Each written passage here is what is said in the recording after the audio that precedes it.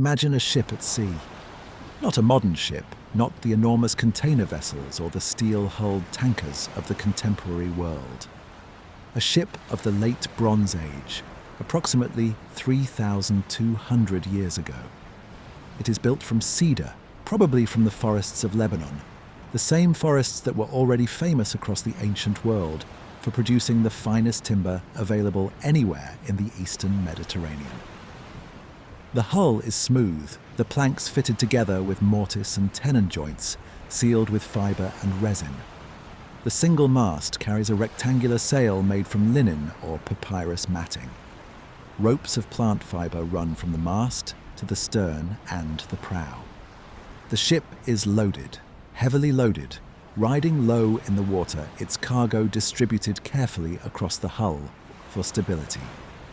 If you could lift the hatch covers and look into the hold, you would see 10 tons of copper ingots cast in the distinctive shape that the Bronze Age copper trade used everywhere. The oxhide ingot, a flat rectangle with 4 protruding corners that make it easy to carry over a shoulder. You would see a ton of tin ingots, without which the copper is useless, because bronze requires both, 9 parts copper to 1 part tin. And the tin has come from somewhere far away, possibly Afghanistan, possibly Anatolia, possibly somewhere further still that we have not identified. You would see ebony logs from sub-Saharan Africa, elephant tusks and hippopotamus teeth, glass ingots of a deep, luminous blue, made from cobalt, probably in Egypt. Amber from the Baltic, thousands of kilometers to the north. Ostrich eggs, probably for use as vessels. Terebinth resin in a Canaanite jar. Pomegranates, figs, and nested among the cargo in a space the sailors have kept clear of the commercial goods, the personal possessions of the merchant or the captain. A set of pan balance weights in the shapes of animals, used for measuring out payments. A set of writing boards. Cylinder seals from the Levant. A scarab of the Egyptian queen Nefertiti. This ship is not hypothetical. Every object I have just described was found in the wreck of an actual vessel discovered off the coast of southern Turkey in 1982, near the small town of Uluburun. The Uluburun shipwreck, dated to approximately 1300 BCE, is the single most important piece of physical evidence we have for the late Bronze Age trade network. The interconnected system of exchange that linked Egypt, the Levant, Anatolia, Cyprus, the Aegean, and the rest of the Mediterranean world into something that functioned, in some respects, like a single economic zone. The Uluburun ship was sailing through a world at the height of its complexity. A world of palace cities and diplomatic correspondence and long-distance trade and specialized craftsmanship and multilingual merchants and international treaties. A world that, by 1300 BCE, had been developing and deepening its interconnections for centuries. And within 100 years of this ship's voyage, that world was gone. Almost everything that made it what it was, the palace economies, the trade networks, the writing systems, the diplomatic frameworks, the cities themselves, collapsed in the space of a few decades across an area stretching from Greece to Egypt to Mesopotamia. My name is Arthur, and tonight we are going to try to understand what happened. Before we go further into the dark, hello to whoever is listening right now. I don't know what time it is where you are. I don't know whether you're in bed with the light off or sitting somewhere quiet, or whether you've been following this series from the beginning, or whether tonight is your first time. Either way, welcome. If you want more videos like this, please click subscribe to show your support. It genuinely makes a difference to keeping this channel going, and it means a great deal to me. And leave me a comment if you feel moved to. Tell me where you are in the world and what time it is. Now, let me tell you about the Bronze Age. The Late Bronze Age, the period from roughly 1550 BCE to 1200 BCE, is one of the most remarkable periods in the history of the ancient world. remarkable not just for the specific achievements of the individual civilizations that existed during it, though those are considerable. Remarkable for the degree to which those civilizations were connected to each other. The major powers of the Late Bronze Age were Egypt, under the New Kingdom pharaohs, the Egypt of Ramesses II and Thutmose III, and Akhenaten and Tutankhamun, the Egypt that built Abu Simbel and filled the Valley of the Kings. The Hittites of Anatolia, the great empire centered on Hattusa in what is now central Turkey, whose warriors had fought Egypt to a standstill at the Battle of Kadesh in 1274 BCE, and whose kings had then signed the world's first known peace treaty. The Mycenaeans of Greece, the palace civilization of Mycenae and Tiryns and Pylos and Knossos on Crete, the civilization that Homer later mythologized in the Iliad and the Odyssey. Cyprus, rich in copper. The cities of the Levantine coast, Ugarit, Byblos, Tyre, that served as the commercial hubs of the entire network, and Assyria and Babylon and Mitanni in the east, connected to the Western network through trade and diplomacy. These civilizations were not isolated from each other.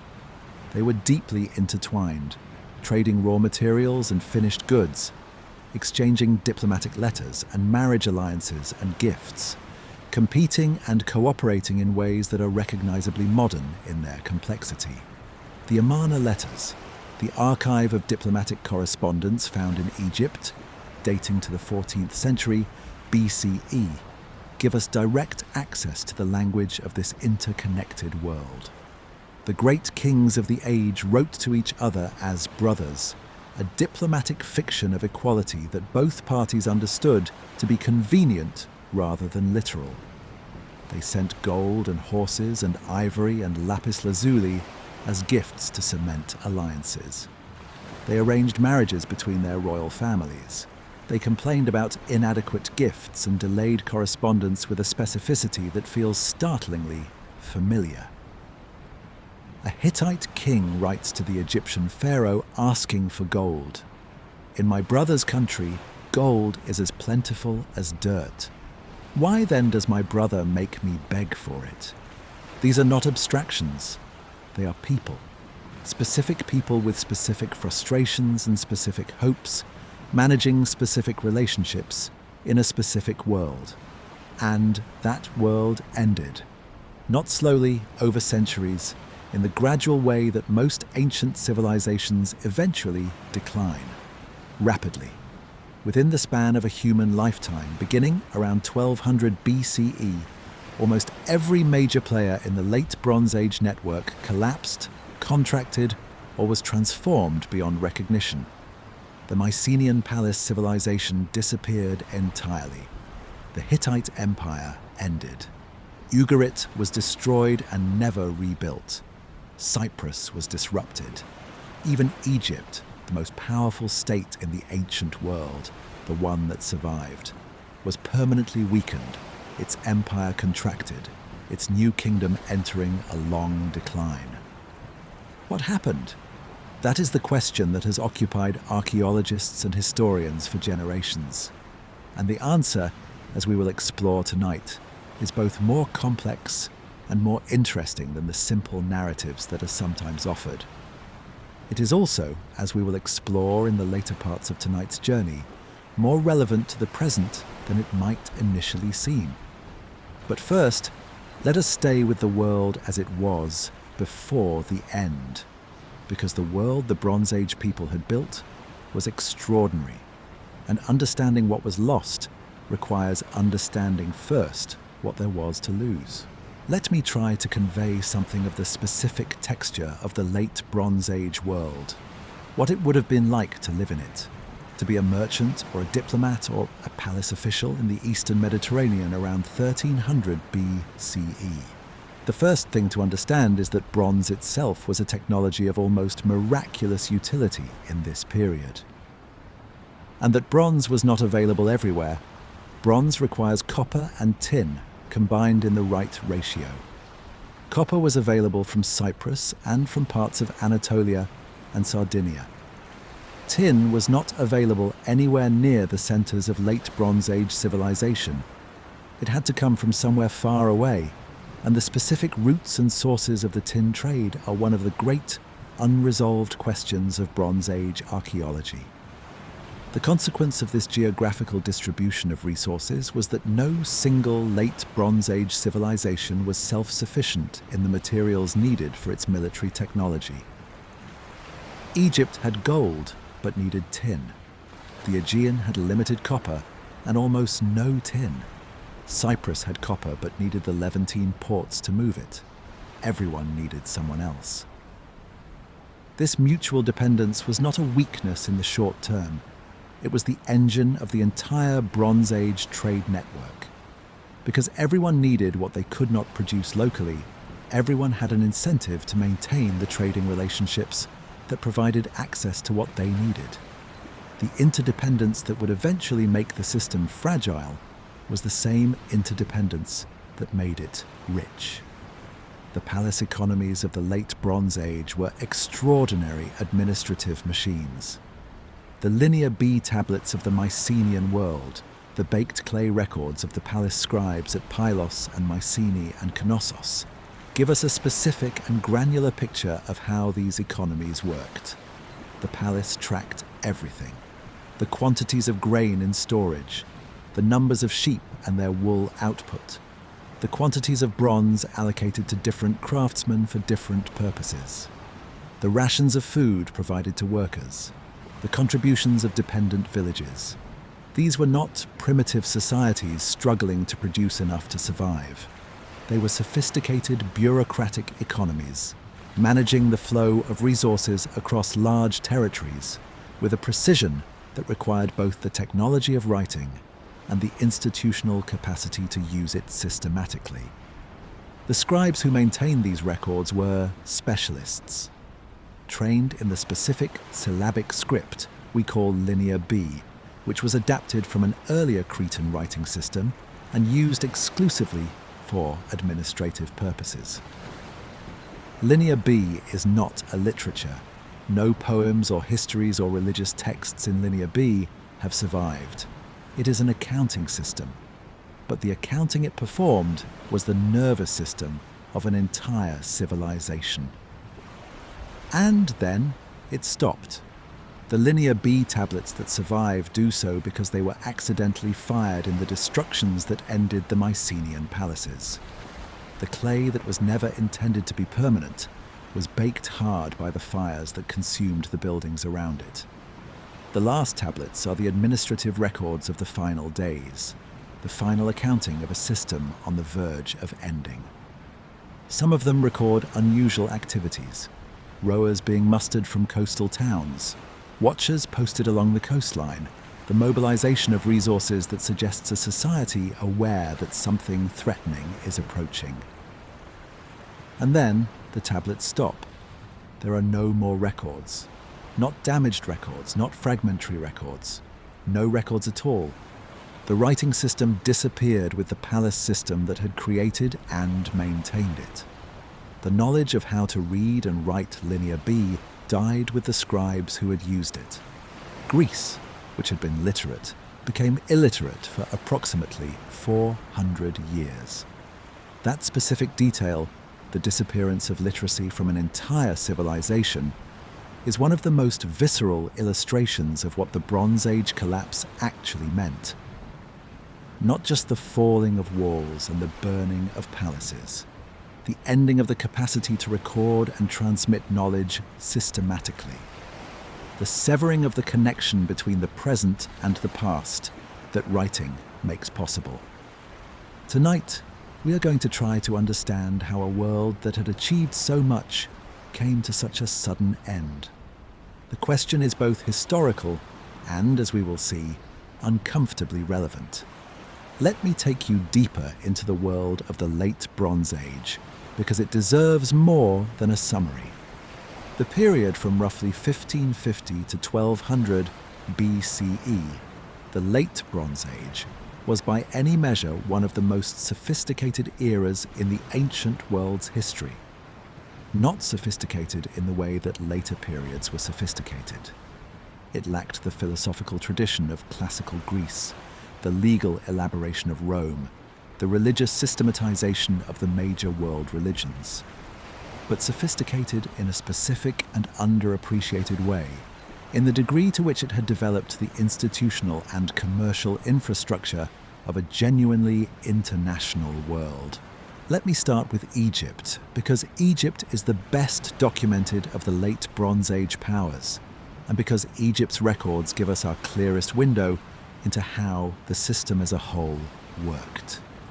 New Kingdom Egypt, the Egypt of the 18th and 19th dynasties, the Egypt of Thutmose III and Amenhotep III, and Akhenaten and Ramesses II, was the wealthiest state in the ancient world. Its agricultural base in the Nile Valley was extraordinarily productive, renewed every year by the inundation that deposited fresh silt across the fields. Its access to gold from Nubia gave it a commodity that every other state wanted and that Egypt alone could supply in large quantities. Egypt used its gold as the currency of international diplomacy. The Amarna letters, the archive of diplomatic correspondence found at Akhenaten's capital city, dating primarily to the 14th century BCE, are full of requests for gold from the rulers of other great powers. The king of Babylonia writes to the Egyptian pharaoh, "Gold in your country is dirt. You just pick it up. So why have you sent me so little?" The king of Mitanni writes asking for gold statues. The king of Elashia, probably Cyprus, writes negotiating the price of copper. These letters, written in Akkadian cuneiform, the diplomatic lingua franca of the late Bronze Age, used by everyone regardless of their native language, preserve something extraordinary: the actual voices of the rulers of the ancient world, in their own words, making specific requests and specific complaints about specific relationships.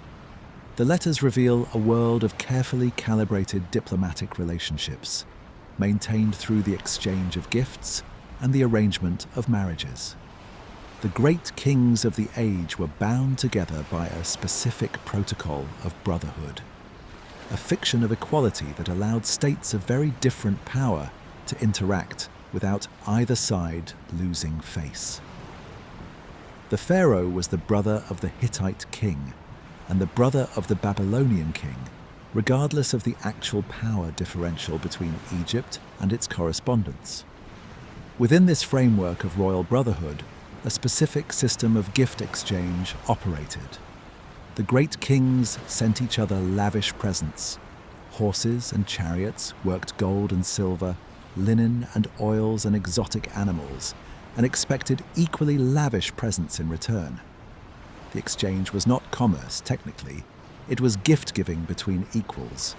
But in practice, it functioned as a form of high-level trade, with each side carefully monitoring whether the value of what they received was commensurate with the value of what they sent.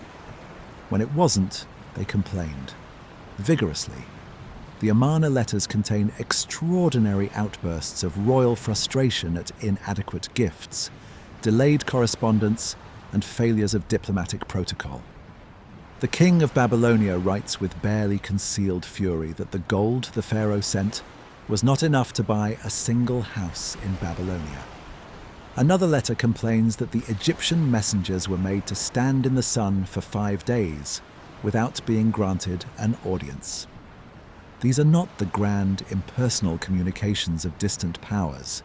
They are the specific, pointed complaints of rulers who expected better from their brothers and were not getting it. Now let me turn to the Hittites, because the Hittite Empire is the late Bronze Age power that most people know least about, and because understanding the Hittites is essential for understanding both the achievement and the vulnerability of the late Bronze Age world. The Hittites were an Indo-European people who had established themselves in central Anatolia, what is now Turkey, sometime in the early 2nd millennium BCE. By the 16th century BCE, they had built a substantial empire centered on their capital Hattusa in the bend of the Halys River. At their peak in the 13th century BCE, the Hittite Empire controlled most of Anatolia and extended its influence into northern Syria. The Hittites were sophisticated in ways that their relative obscurity in the popular imagination doesn't reflect. They had a complex legal code. One of the oldest surviving legal documents in the world is the Hittite Law Code, which shows a remarkably systematic and, in some respects, relatively humane approach to legal questions. They had a rich religious tradition that incorporated the gods of the many different peoples they had absorbed into their empire. They were accomplished administrators who managed a large and ethnically diverse territory through a system of vassal states and royal appointments. And they were formidable military powers. The Battle of Kadesh in 1274 BCE, fought between the Hittites under Muwatalli II and the Egyptians under Ramesses II in what is now Syria, was probably the largest chariot battle in ancient history. Both sides claimed victory. In practice, it was a draw, and the peace treaty that followed, the first surviving international peace treaty in history, established the border between the two empires along lines that both sides could accept. The Kadesh Peace Treaty is itself a remarkable document. Preserved in both Egyptian hieroglyphs at Karnak and in Akkadian cuneiform on clay tablets, it establishes not just a border, but a framework of mutual obligation, the two powers agreeing to return each other's refugees, to come to each other's aid in case of attack, to maintain the peace between their peoples. A copy of this treaty, translated into modern languages, now hangs in the United Nations building in New York as a symbol of the ancient origins of international diplomacy. Now, let me return to the Uluburun shipwreck, because it is the single most evocative physical object from the late Bronze Age, and it deserves more attention than I have given it. The Uluburun ship went down approximately 3 kilometers off the southern Turkish coast at a depth of about 50 meters, around 1300 BCE. It was discovered by a local sponge diver in 1982 and excavated over 11 seasons of underwater archaeology by teams from the Institute of Nautical Archaeology. The excavation was extraordinarily productive. The ship and its cargo are the most completely preserved example of a late Bronze Age merchant vessel ever found. The cargo tells a specific story about the world the ship was moving through. The 10 tons of copper ingots, the largest single hoard of Bronze Age copper ever found, came from Cyprus. The 1 ton of tin ingots came from somewhere further east, possibly Afghanistan or Central Asia. The combination of Cypriot copper and Eastern tin was being carried westward, probably towards the Aegean, where it would be smelted into bronze for weapons and tools and vessels. The other cargo items tell an equally specific story. The ebony and the ostrich eggs and the hippopotamus teeth came from sub-Saharan Africa, probably via Egypt. The Baltic amber had been traded southward through a chain of intermediaries across the entire length of Europe, from the shores of the Baltic Sea, through Central Europe, through Italy or the Balkans, to the Mediterranean ports where it was loaded onto ships like this one. The lapis lazuli, if it was aboard, would have come from the mines of Afghanistan, more than 3,000 kilometers to the east. A single ship, on a single voyage in the Mediterranean, carrying materials that had originated in sub-Saharan Africa, Central Asia, the Baltic coast, and a dozen points in between. The supply chains of the late Bronze Age were, by any measure, global in their reach. And the personal objects aboard the ship, the balance weights, the cylinder seals, the Egyptian scarab, speak to a world of sophisticated commercial practice. Balance weights were the tools of precise measurement, the instruments that made commercial exchange reliable across linguistic and cultural boundaries. If your weight and my weight measure the same amount of metal, we can do business regardless of what language we speak. The cylinder seals were the signatures of the ancient Near Eastern world. small stone cylinders engraved with a specific design, rolled across wet clay to leave an impression that authenticated a document or a transaction. Finding Levantine cylinder seals aboard a ship carrying Cypriot copper to the Aegean tells us that the merchants of the Late Bronze Age were operating within a specific, legally codified commercial framework. This was not a world of random, opportunistic exchange. It was a world with commercial law, with authentication systems, with the infrastructure of trustworthy transaction across long distances. It was, in these specific respects, recognizably modern, and it was about to end. Let me spend more time with the Mycenaeans because they are the Late Bronze Age civilization that has the most resonance in the subsequent Western tradition, as the civilization that Homer mythologized, as the world from which the Greeks believed themselves descended, as the source of the legends that have been retold for 3,000 years. The Mycenaean civilization, named for the site of Mycenae in the northeastern Peloponnese, though it was distributed across a much wider area of mainland Greece and the Aegean, was a palace-based culture that reached its peak between roughly 1400 and 1200 BCE. The palaces were the centers of economic and administrative life, large, elaborately constructed complexes that housed the ruling elite and the administrative apparatus that managed the surrounding territory. The physical remains of these palaces are still impressive. The Lion Gate at Mycenae, the massive stone gateway with its carved relief of two lions flanking a column, is the oldest known monumental sculpture in Europe. The treasury of Atreus, the great beehive tomb at Mycenae, is one of the most sophisticated stone constructions of the Bronze Age. The Palace of Nestor at Pylos, excavated in the 20th century and remarkably well preserved, gives us a detailed picture of what a Mycenaean palace looked like in its final days, including the Linear B tablets that recorded its last administrative activities before the fire that ended it. The Mycenaeans were active participants in the Late Bronze Age trade network. Mycenaean pottery, distinctive in its style, produced in large quantities in the Argolid and distributed across the eastern Mediterranean, has been found at sites from Egypt to the Levant to Cyprus to Anatolia. Mycenaean merchants were active in the same harbours where the Uluburun ship had loaded its cargo, and the Mycenaeans were interested in the east in a specifically military way as well. The Trojan War, whatever historical reality underlies Homer's epic, appears to reflect a genuine Mycenaean engagement with the cities of the northwest Anatolian coast. Troy 6 and Troy 7a, the archaeological levels that correspond most closely to the period of the Trojan War, show clear evidence of violent destruction. Whether this destruction was the result of a Greek expedition or of other causes, earthquake, internal conflict, the general disruption of the collapse period is debated. But the tradition of Mycenaean military activity in Anatolia has a historical basis.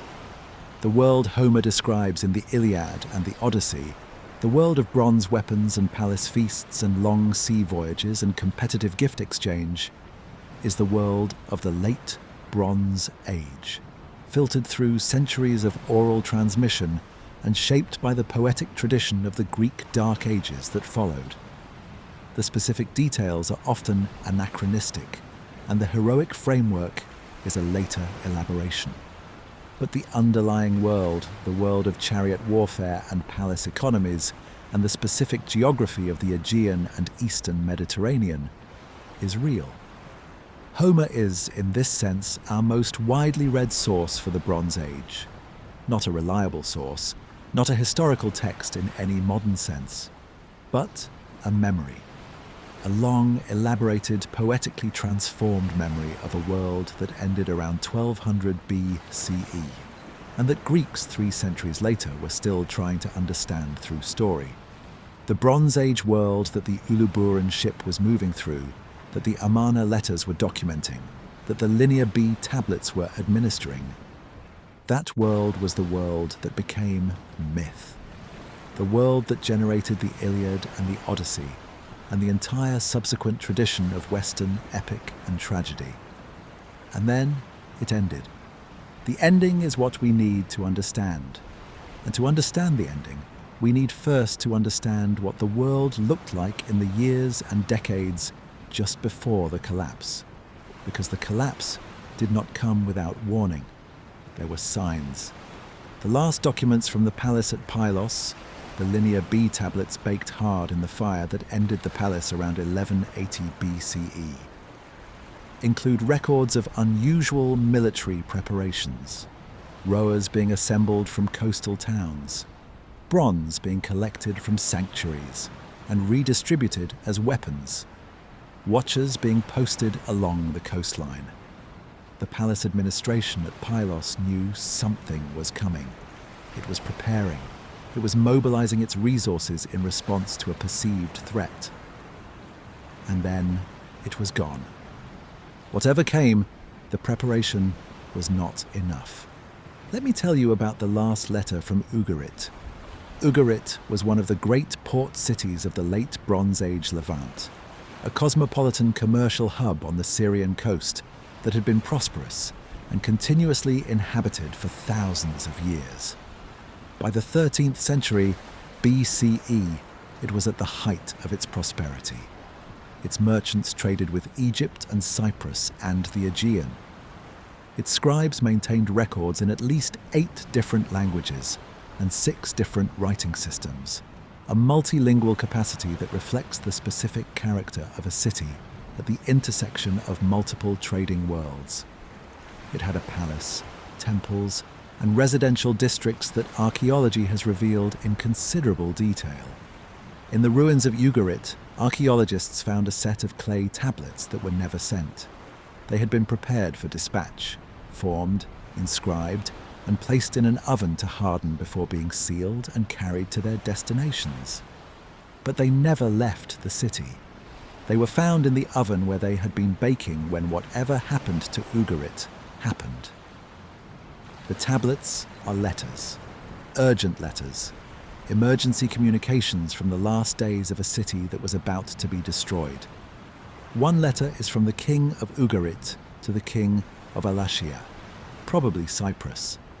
It reads in translation something like this: "My father, the enemy ships have arrived.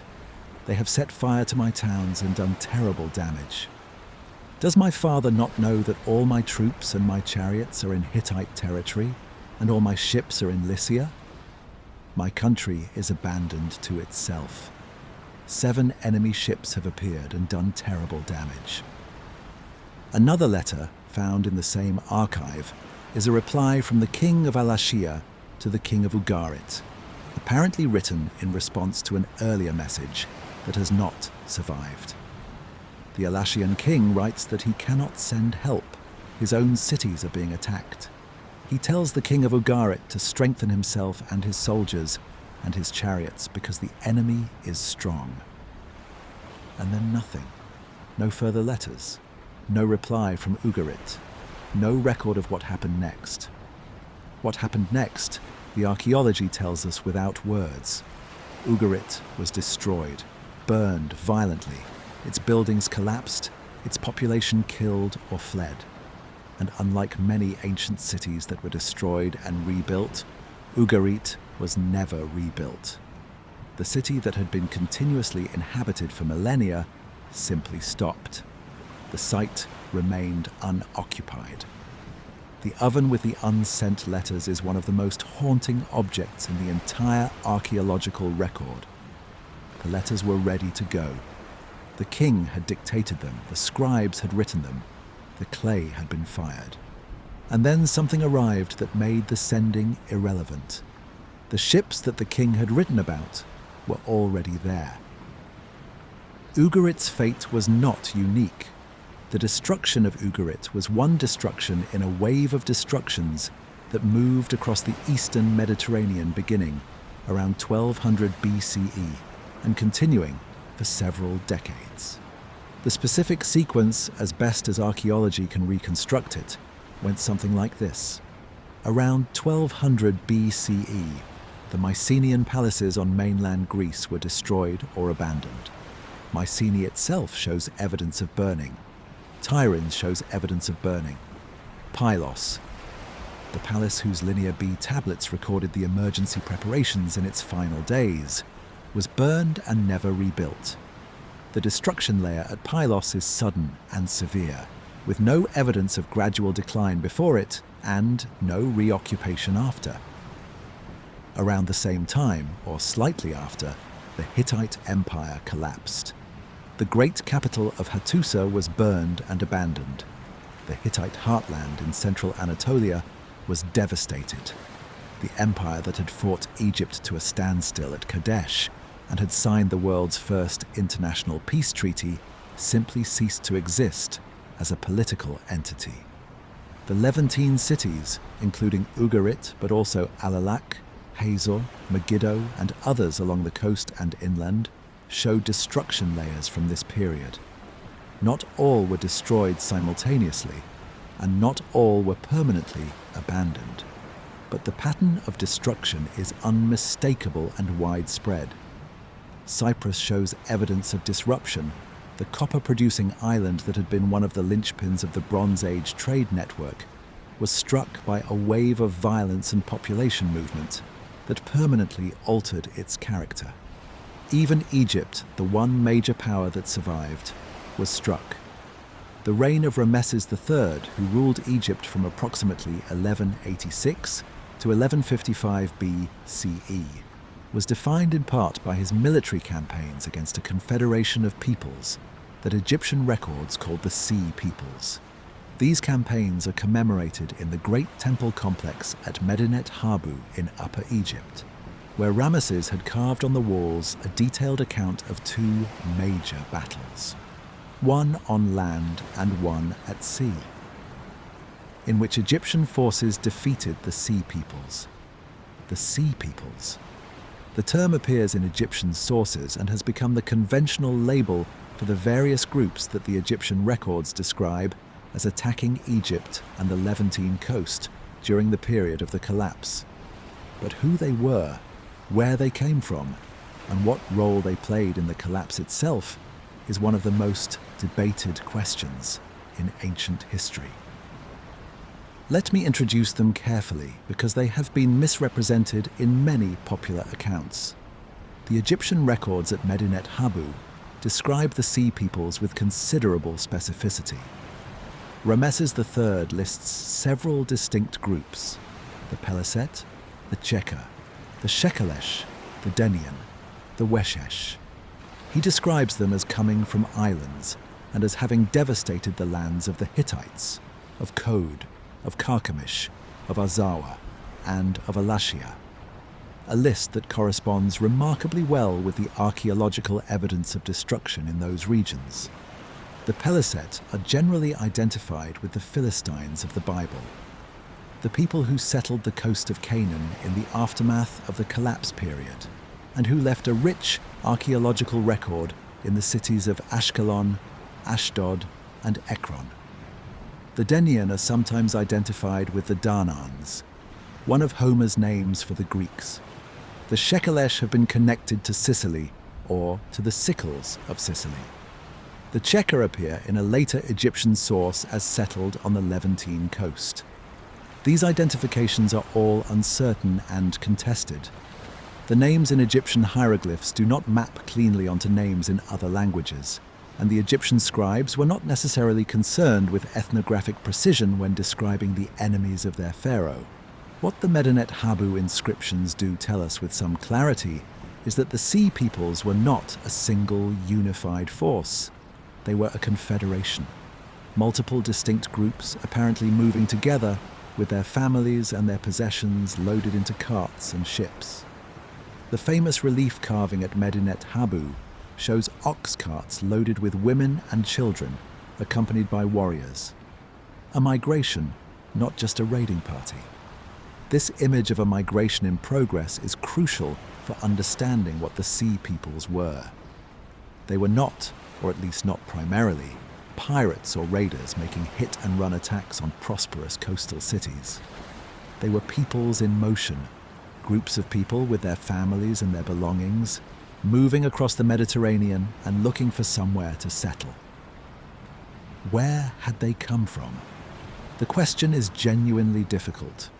The most widely accepted view among current scholars is that the Sea Peoples were not a coherent ethnic group from any single place of origin, but rather a diverse assemblage of peoples displaced by the disruptions of the collapse period itself.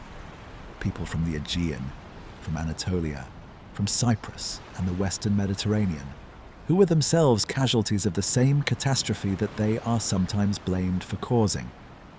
In this view, the Sea Peoples were not the cause of the Bronze Age collapse.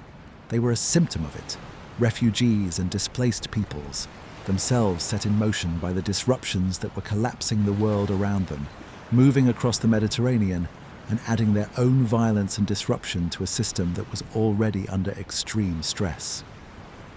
Whether they were cause or symptom, and the answer is almost certainly some of both.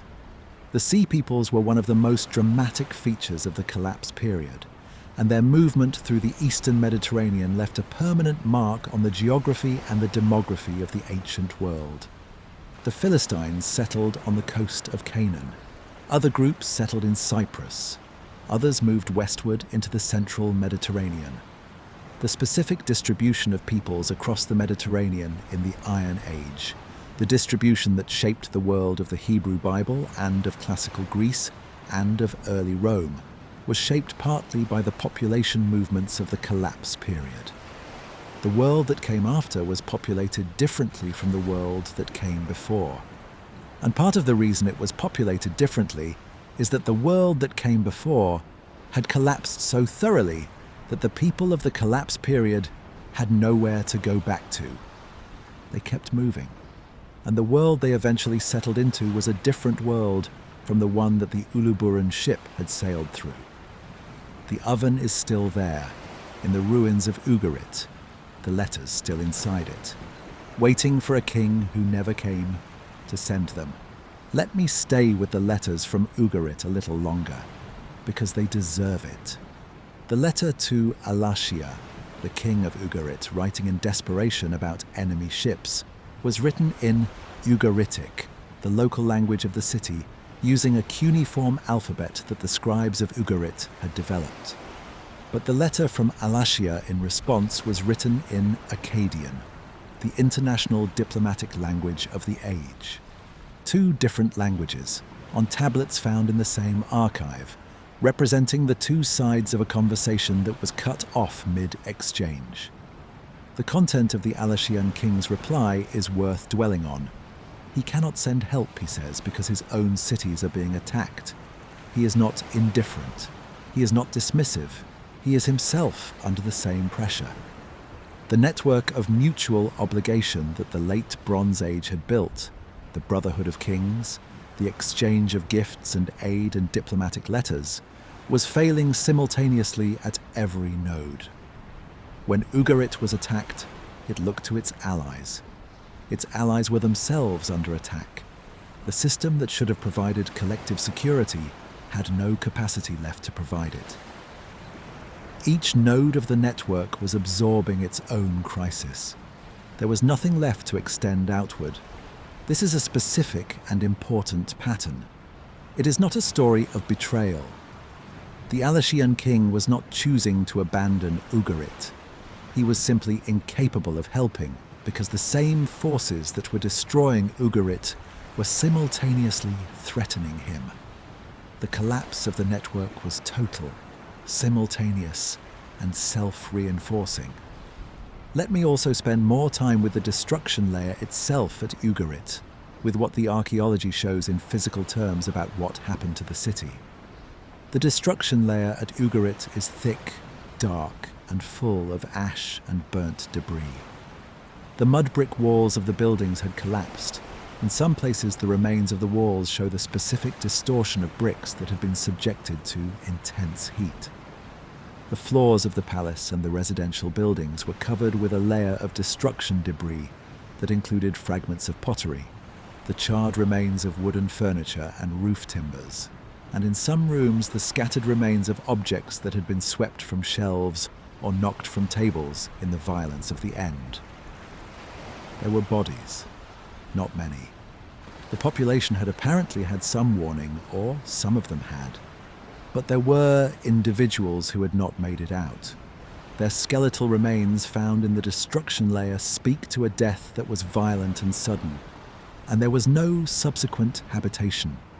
Above the destruction layer there is nothing, no rebuilding phase, no evidence of later occupation, no pottery from the period after the collapse. Ugarit's destruction layer is the final layer. The city above it is simply absent. This is what makes Ugarit so significant as an archaeological site. It is not just a city that was destroyed. Many ancient cities were destroyed. It is a city that was destroyed and never rebuilt. The destruction layer is perfectly sealed, undisturbed by subsequent occupation, preserving the final moments of a Bronze Age city in extraordinary detail. The archive of tablets, including the unsent letters, survived because the destruction came before the letters could be dispatched. The oven that was baking them was buried under the collapse of the building above it, and the tablets inside it were preserved by the very fire that destroyed the building. The catastrophe that ended Ugarit simultaneously preserved the record of its ending. Now let me go deeper into the specific timeline of destructions, because the geography and the sequence tell us something important about the nature of the collapse. The destructions did not all happen simultaneously. There is a rough chronological sequence, though the precision of ancient dating methods means we are often working with ranges of decades rather than specific years. The Mycenaean palatial centres in mainland Greece appear to have been destroyed or abandoned first, sometime around 1200 BCE or slightly before. Pylos, which has yielded the most detailed picture of a palace in its final phase, appears to have been destroyed around 1180 BCE. The destructions in the Levant, including Ugarit, appear to cluster around 1185 to 1175 BCE. The Egyptian campaigns of Ramesses III against the Sea Peoples are dated to approximately 1177 BCE. Eric Klein, the archaeologist whose 2014 book, 1177 BC, the year civilization collapsed, became the standard popular account of the collapse, chose that specific date as his title because the Egyptian records for Ramesses III's campaigns are the most precise chronological anchor we have for the collapse period. 1177 BCE is not the year the collapse happened. The collapse was a process that unfolded over several decades, but it is the year that best symbolizes the crisis. The geographic spread of the destructions is as significant as their timing. These are not local disasters. They are not the result of one aggressive neighboring state expanding at the expense of others. The destructions stretch across the entire eastern Mediterranean, from Greece in the west to the Levantine coast in the east, from Anatolia in the north to Cyprus in the south. No single aggressor could have caused all of them. No single drought, no single earthquake, no single group of Sea Peoples raiders could have been simultaneously present at every destroyed site. The scale and the simultaneity of the collapse is what makes it so puzzling and so significant. Individual civilizations collapse all the time. History is full of the rise and fall of specific states and cities. What happened around 1200 BCE was something different. The failure of an entire interconnected system at multiple points within a single human lifetime. That is what demands explanation, and that is what the various hypotheses we will explore in the parts of tonight's journey that follow are attempting to explain. The oven at Ugarit is the most evocative physical symbol of what the collapse looked like from the inside.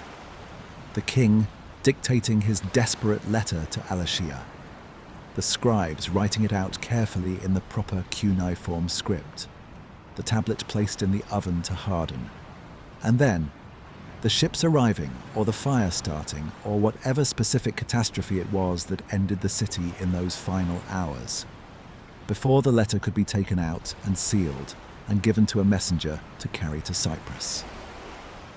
The letter that was never sent is also a history that was never completed. Ugarit's story ends in the oven. We will never know what happened in the hours after the tablet was placed there. We will never know whether the king survived, whether the population escaped, whether anyone made it to a boat. We have the letter. We do not have the ending. And in that specific incompleteness, the record that breaks off at the moment of crisis, the tablet that baked but was never sent, is something that captures the specific character of the Bronze Age collapse as a historical experience. The people living through it did not know they were living through a collapse. They knew things were going wrong. They were calling for help, mobilizing their soldiers, posting their watchers on the coastline. They were responding to each crisis as it came, in the ways that their traditions and their institutions had given them. They did not know that the tradition and the institution were themselves ending. They were writing letters that would never be read. And then they were gone. Let me take you to the temple at Medinet Habu. Medinet Habu is a mortuary temple complex on the west bank of the Nile at Luxor, built by Ramesses III in the early 12th century BCE. It is one of the best preserved ancient Egyptian temple complexes in existence, the walls still standing to considerable height, the painted reliefs still partially visible despite 3,000 years of exposure, the colours faded, but the figures still clear enough to read. On the outer walls of the first pylon, the massive gateway at the temple's entrance, Ramesses had carved the accounts of his great military victories. And among those accounts are the most detailed surviving records of the sea peoples that we have from any ancient source. The reliefs show two great battles. The first is a land battle fought somewhere in the Levant, in which Egyptian forces, archers and charioteers and infantry, engage with a mixed force of sea people's warriors and the ox carts loaded with women and children and possessions that we discussed in the previous part of tonight's journey. The second is a naval battle, fought apparently in the Nile Delta or on the coast nearby, in which Egyptian ships engage with sea people's vessels in a melee that the relief shows with extraordinary dynamism. Ships grappled together, warriors falling into the water, the confusion of a naval engagement compressed into a carved stone panel. The accompanying inscriptions describe the sea peoples in the characteristically hyperbolic language of Egyptian royal commemoration. They came from their islands in a great wave, the text says. No land could withstand their arms. Hatti, Kode, Carchemish, Arzawa, Alashia were made waste. Their confederation attacked Egypt, their hearts confident and trusting as they said, "Our plans will succeed." Ramesses claims to have defeated them utterly. Egyptian royal inscriptions always claim total victory. The truth is more ambiguous. Egypt survived and the sea peoples were repelled from Egypt proper, but many of them settled on the Levantine coast in the aftermath, which is not what total annihilation looks like. The Philistines, generally identified with the Peliset of the Egyptian records, settled in the coastal cities of Gaza, Ashkelon, Ashdod, Ekron, and Gath, in what is now southern Israel and the Gaza Strip. The archaeological record of these cities in the 12th and 11th centuries BCE shows a dramatic cultural shift, from the Canaanite material culture of the late Bronze Age to a new culture with strong Aegean affinities, particularly in pottery styles and in certain architectural features.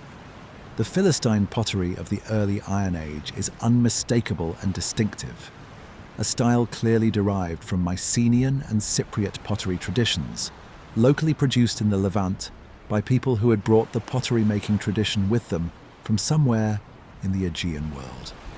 When archaeologists dig through the destruction layer at a Philistine city, the layer that marks the transition from the late Bronze Age to the Iron Age, they find Canaanite pottery below it and Philistine pottery above it. The cultural break is sharp and sudden. The Philistines who appear in the Hebrew Bible, the Philistines of Samson and Goliath, the Philistines who captured the Ark of the Covenant, are the descendants of the Sea Peoples who settled on the Levantine coast in the aftermath of the collapse. Their name, which passed through Greek as Philistina, eventually gave its name to the entire region, Palestine. The people whose movement through the eastern Mediterranean contributed to the destruction of the late Bronze Age world ended up giving their name to one of the most historically contested pieces of land on Earth. Now let me address the central question about the Sea Peoples that I have been circling. Where did they come from? The honest answer is that we do not know with certainty, and the scholarly debate about their origins has been active and contentious for more than a century. The traditional view, developed in the late 19th and early 20th centuries, held that the Sea Peoples were primarily Aegean in origin. Greeks, or at least people from the Aegean world, displaced by the collapse of the Mycenaean palace civilization and moving eastward in search of new territory. This view has the attraction of explaining both the Sea Peoples' Aegean cultural affinities, visible in their pottery and their material culture, and the timing of their appearance in the eastern Mediterranean. A more recent view, developed particularly in the work of scholars like Eric Klein and Assyriology specialists, emphasizes the diversity of the Sea Peoples groupings and argues that they had multiple and varied origins. Some groups may have come from the Aegean, others may have come from Anatolia, displaced by the collapse of the Hittite Empire.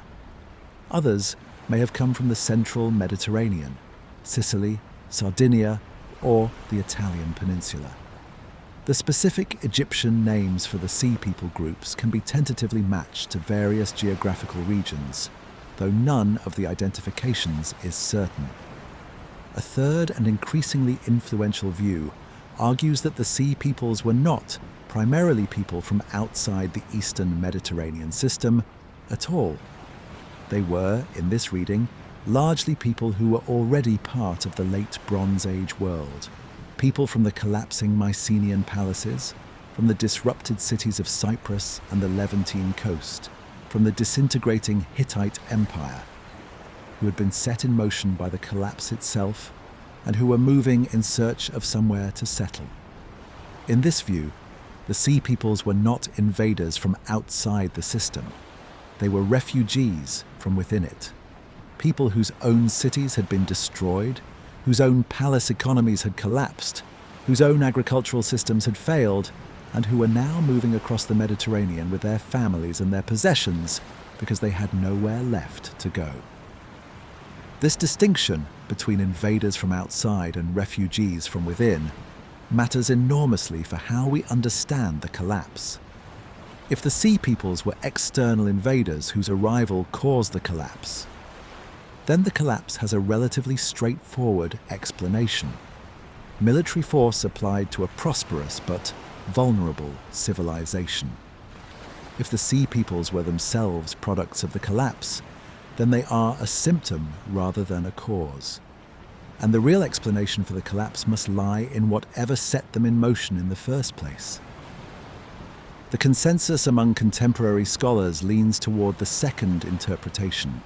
The Sea Peoples were probably a diverse assemblage of displaced and desperate people, some of whom contributed to the violence of the collapse while themselves being victims of the processes that caused it.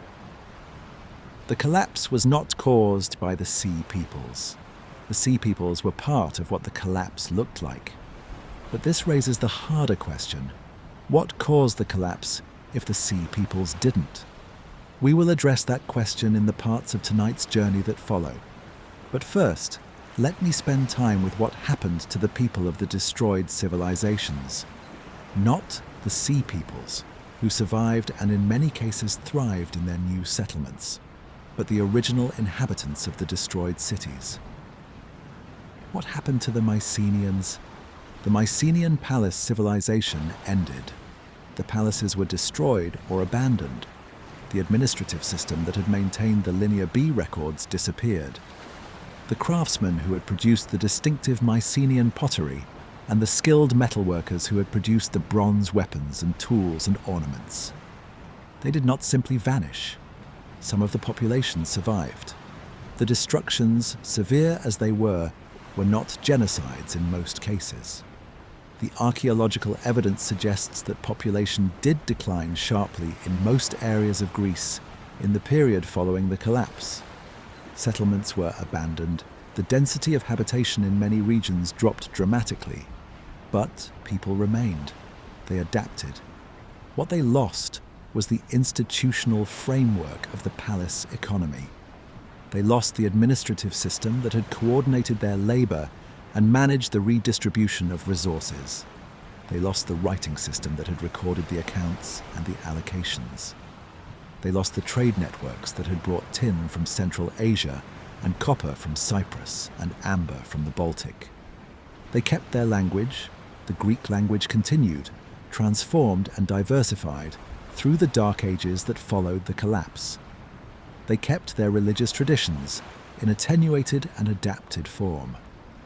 The Olympian gods of classical Greece are recognizable in the religious vocabulary of the Linear B tablets, though the specific forms of worship changed dramatically. They kept the stories, the oral traditions that eventually became the Iliad and the Odyssey, and through those poems, the entire subsequent literary tradition of the Greek world. But they lost the complexity.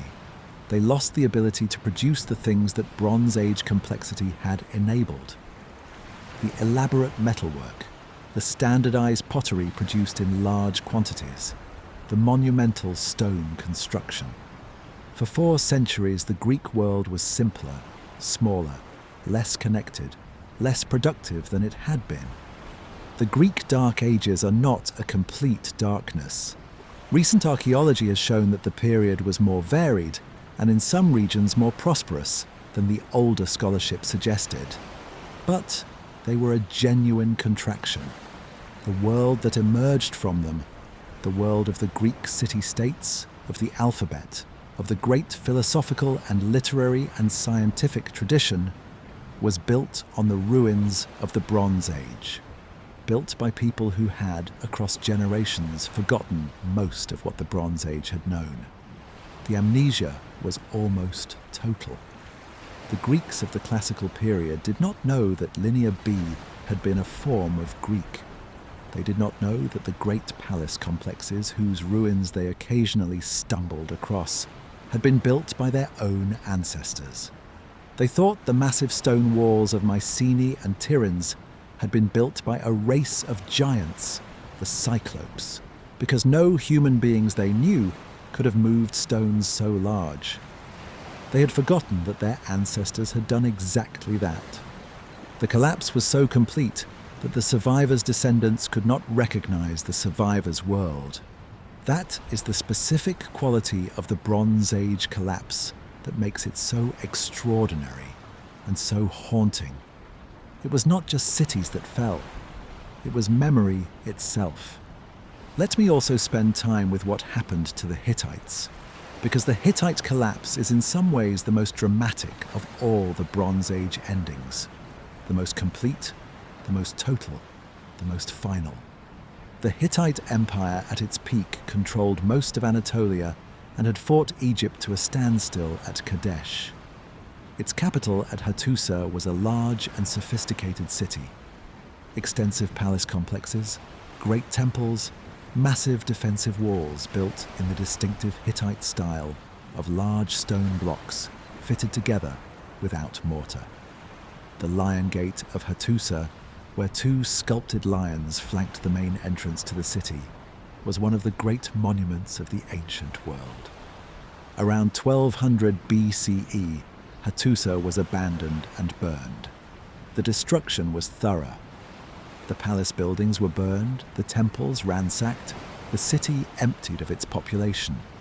But the specific circumstances of the abandonment are mysterious.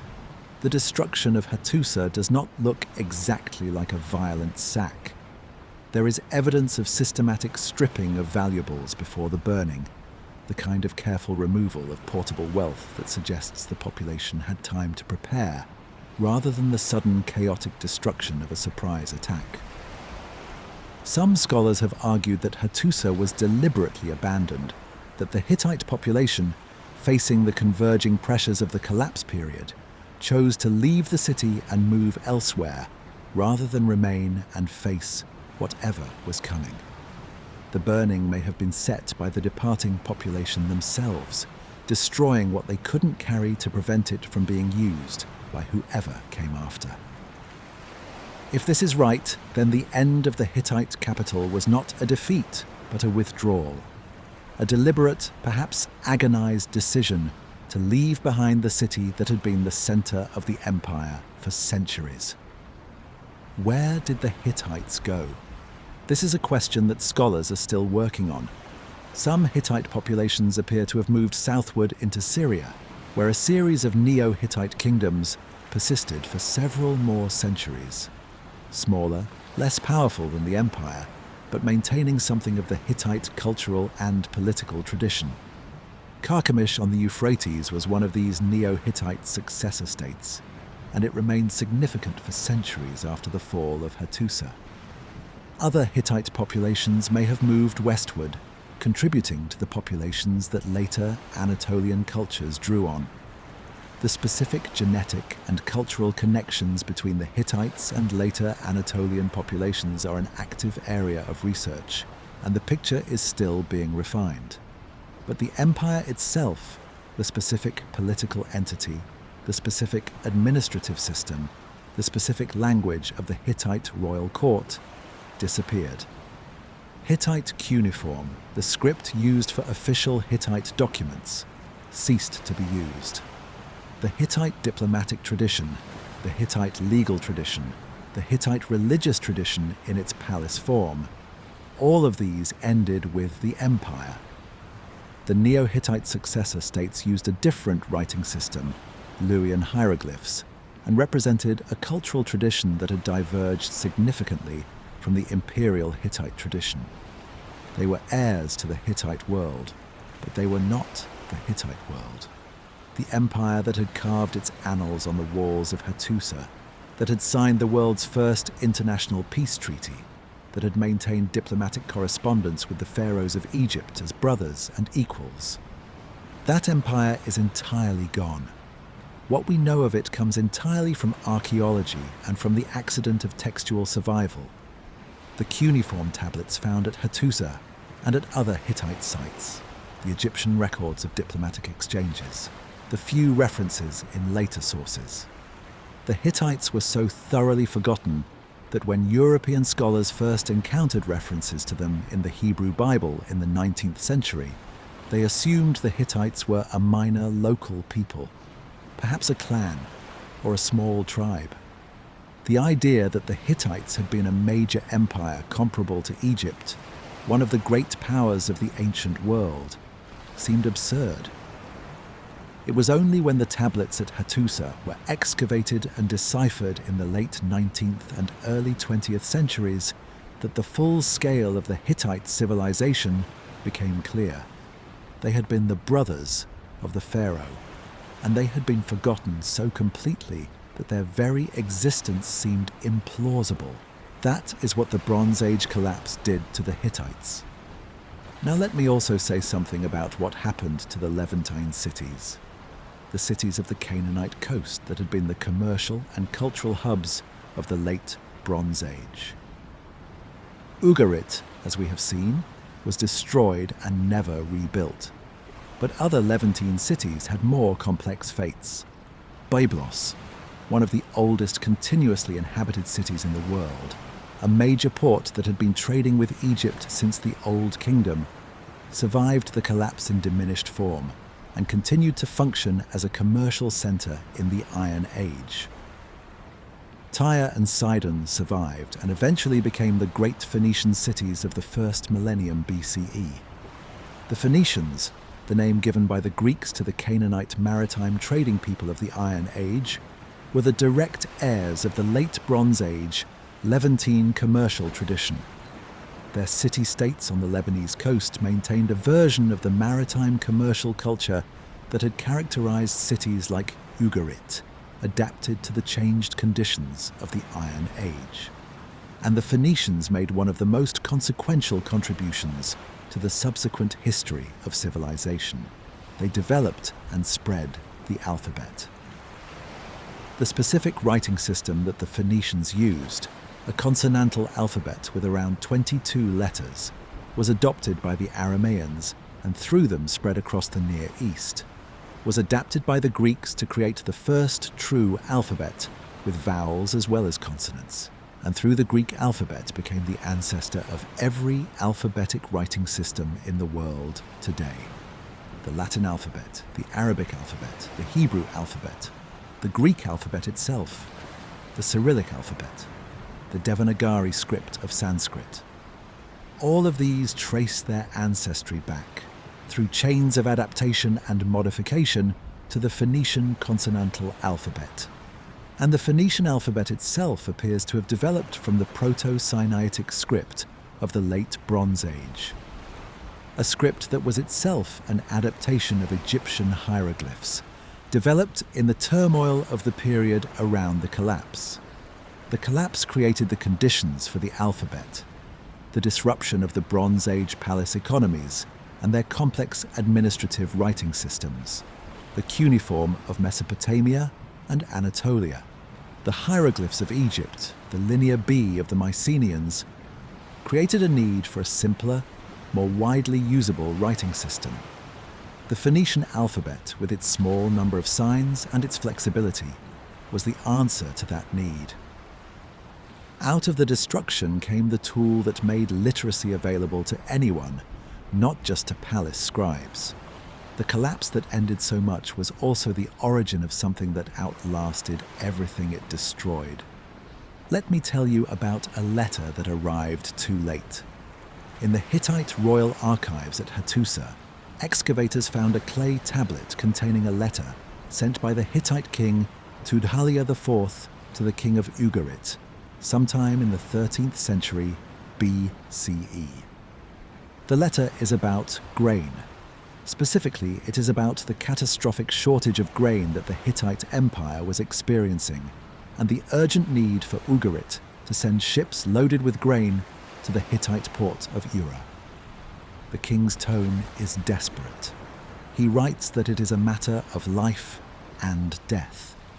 He writes that the situation in his land is very bad, and that there is no grain. He instructs the king of Ugarit to treat the grain ships as a priority above all other business.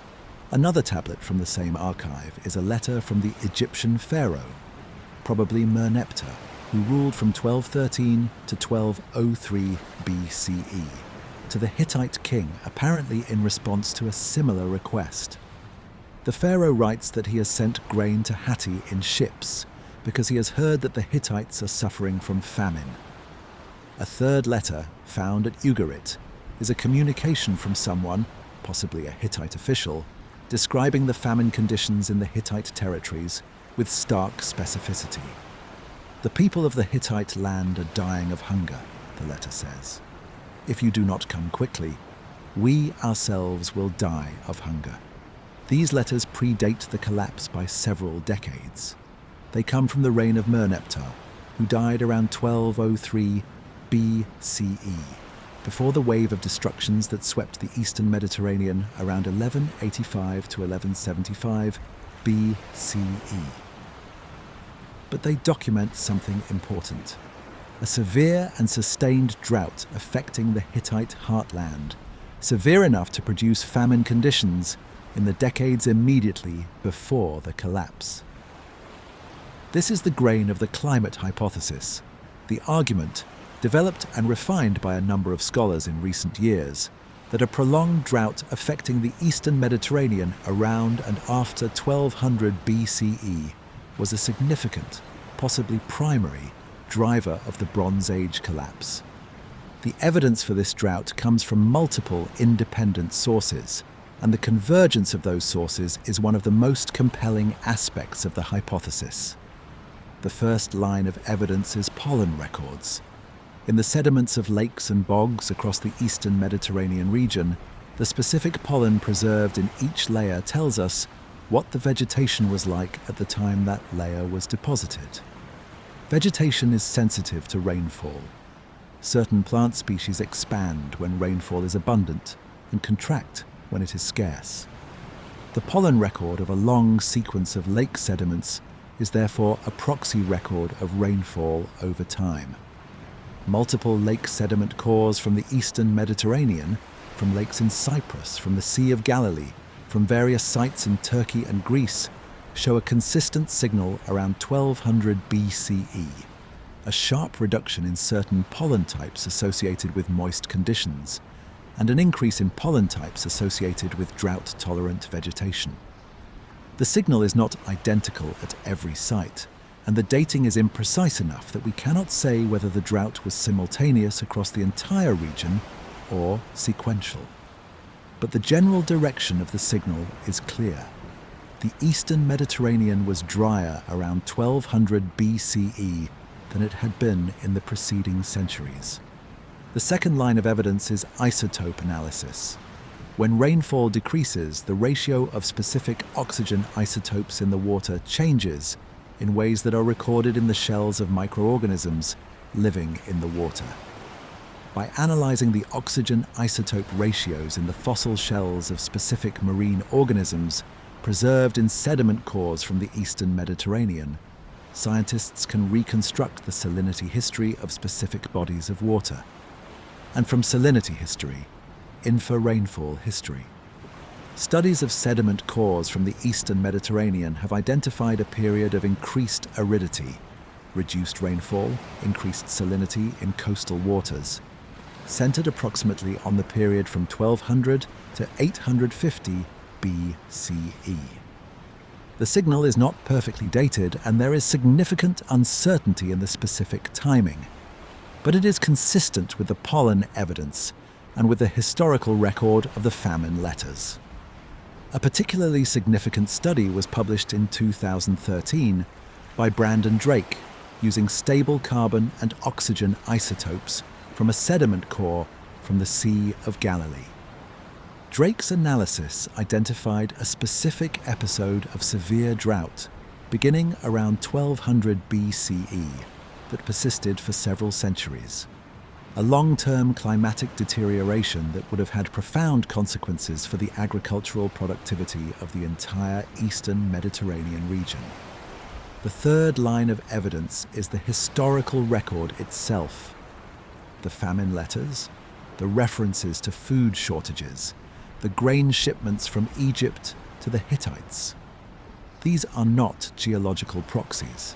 They are direct human testimony to the experience of drought and famine in the period immediately before and during the collapse. The combination of the geological proxy evidence and the historical testimony is striking. The proxy evidence tells us the climate changed. The historical evidence tells us that people experience the consequences of that change as a matter of life and death. Now let me think through the specific mechanism by which a drought would have produced the collapse, because the mechanism is not obvious and it is important. The palace economies of the late Bronze Age were extraordinarily productive, but they were productive in a specific and fragile way. Their productivity depended on a complex system of agricultural surpluses, stored and redistributed by the palace administration, that supported the specialist craftsmen and administrators and soldiers who were not directly involved in food production. In a good year, a year of adequate rainfall and normal Nile inundation and regular harvests, the palace economy worked brilliantly. The farmers produced more food than they needed to survive. The surplus was collected by the palace, stored in its vast granaries, and redistributed to the craftsmen and the scribes and the soldiers who were working for the palace rather than farming for themselves. The system had very little slack. The surpluses that the palace stored were calculated against normal conditions. The amount of storage needed to carry the palace economy through a bad harvest year, plus the reserves needed for trade and for feeding the non-farming population. A palace economy did not maintain the kind of deep reserves that would allow it to survive multiple consecutive years of severe drought. If the drought was prolonged, if it lasted not 1 or 2 years but a decade or more, the reserves would eventually run out. And when the reserves ran out, the palace could no longer feed the craftsmen and the soldiers and the scribes. The palace economy, the entire system of specialized production that had made the Late Bronze Age so sophisticated, would begin to unwind. The craftsmen would leave the palace cities in search of food. The soldiers would not receive their rations and would become unreliable or would desert. The trade networks that depended on the palace economies having surpluses to exchange would break down because there were no surpluses to exchange. The administrative system that had tracked the allocation of grain and bronze and rations would lose the resources it was supposed to be administering. And as the palace economies weakened, their ability to defend themselves against external threats would weaken too. The watchers posted on the coastlines of Pylos and the border guards of the Hittite Empire and the garrisons of the Levantine cities. All of these depended on the palace economy for their food and their equipment. As the palace economy collapsed, they would thin out and eventually disappear. This is the mechanism by which a prolonged drought could have produced military vulnerability across the entire eastern Mediterranean simultaneously. Not by directly killing people, though famine certainly killed people, but by destroying the institutional capacity that the palace economies had developed to provide security, maintain trade, and manage the resources of complex civilizations. The Sea Peoples in this model are not the cause of the military weakness of the late Bronze Age civilizations. They are the opportunists who moved into a power vacuum created by the weakening of those civilizations under drought stress. Or they are themselves refugees driven by the same drought that was weakening the palace economies they were moving through. The famine letters from the Hittite archives fit perfectly into this model. The Hittites are experiencing famine. Their agricultural system, which had supported one of the most powerful empires in the ancient world, is failing under sustained drought. They are asking Egypt and Ugarit for grain because their own granaries are empty.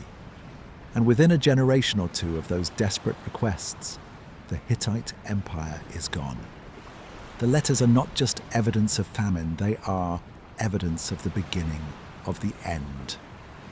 Let me also mention one further piece of evidence that has been increasingly emphasized in recent scholarship.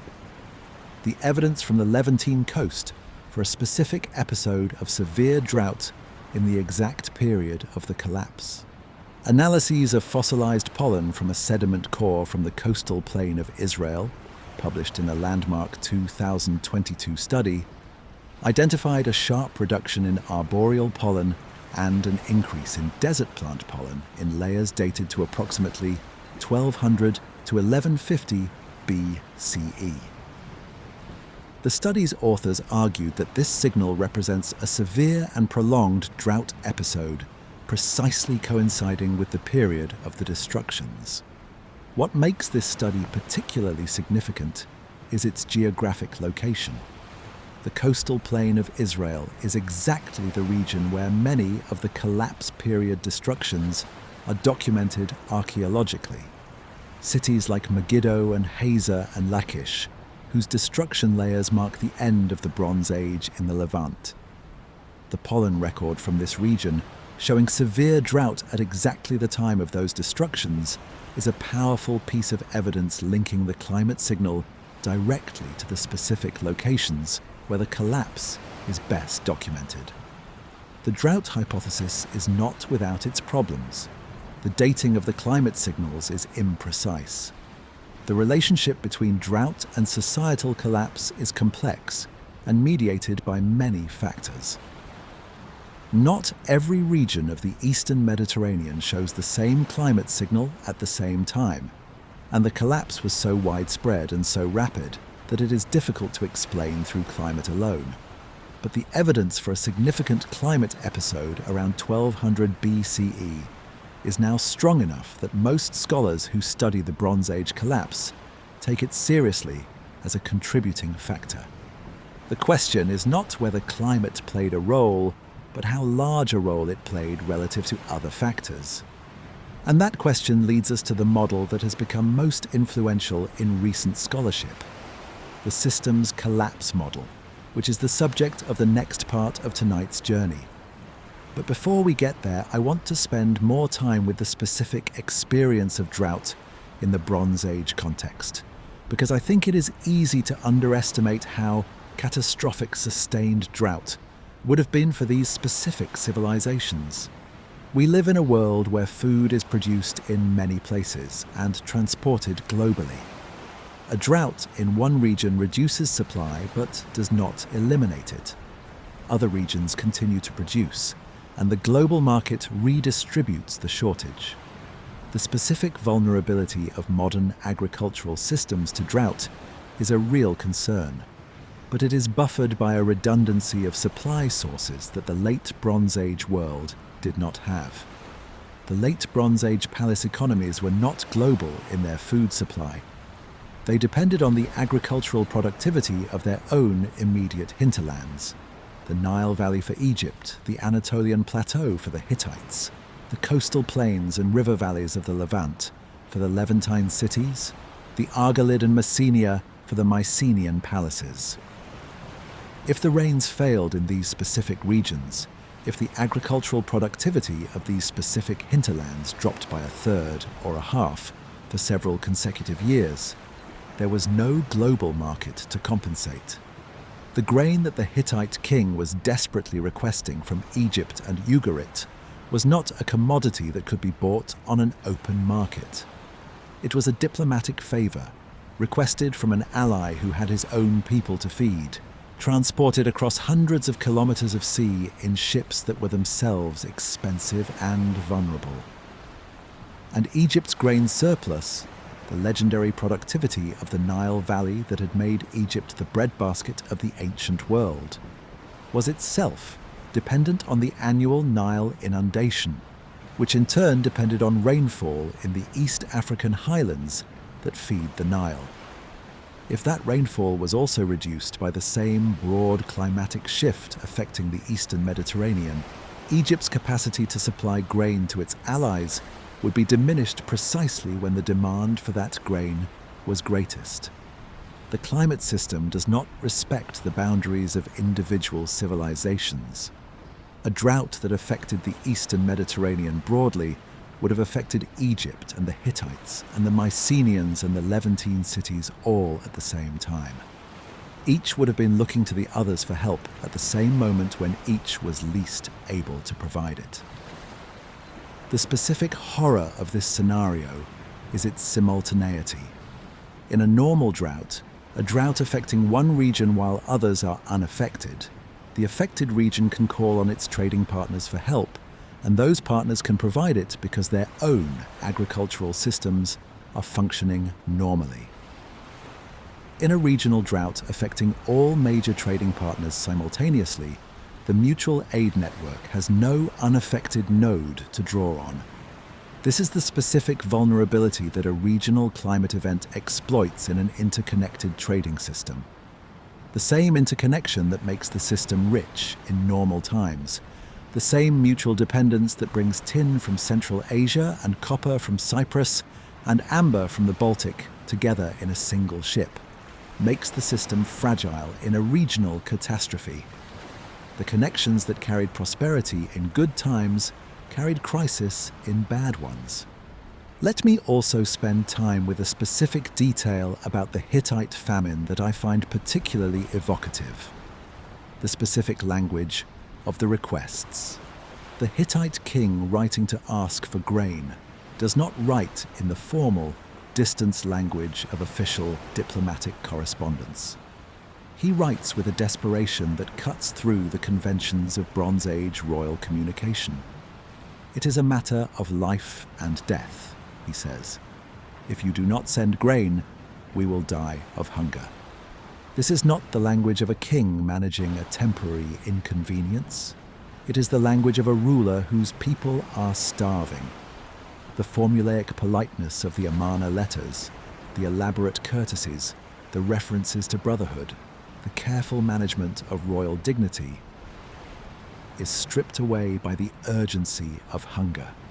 We are seeing in those clay tablets a moment when the institutional frameworks of the Bronze Age world, the diplomatic protocols, the systems of mutual obligation between kings, were being overwhelmed by a more fundamental human reality. People were hungry. The elaborate system of palace economies and diplomatic exchange that had sustained them was failing. And the language of the king's desperate letters captures exactly the moment of that failure. The moment when the institutional world and the physical world were no longer in alignment. The grain eventually arrived, at least in some cases, for some period. The Egyptian records of Merneptah mention sending grain to Hatti. The trade in grain continued for some years, but the requests kept coming. The situation kept worsening, and within a generation, the Hittite Empire that had been asking for grain was gone. The famine letters are the documentary record of a civilization running out of time, and they were preserved, like the unsent letters of Ugarit, in the clay archives that survived the destruction of the world that produced them. The clay outlasted everything else. The desperate messages of the dying world are still readable.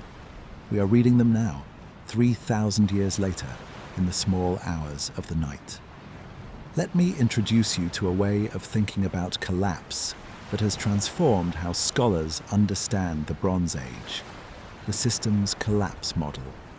The basic idea is this: complex interconnected systems, whether ancient trade networks or modern supply chains or ecosystems or financial markets, have a specific and counterintuitive vulnerability. The very features that make them productive and efficient in normal conditions make them fragile in extreme conditions. The interconnections that allow them to operate across large distances and to distribute resources efficiently also allow failures at one node to propagate rapidly to every other node. In a simple, disconnected system, a small farming village that produces everything it needs locally and trades very little with the outside world, a local disaster is a local disaster. If the harvest fails, the village suffers. The suffering does not spread to other villages because the connections are too weak to transmit it. In a highly interconnected system, a Bronze Age palace economy embedded in a vast network of trade and diplomatic exchange, a local disaster is potentially not local at all. If the harvest fails in Hatti, the Hittite king asks Egypt and Ugarit for grain. If Egypt and Ugarit are themselves under stress, they may not be able to provide it.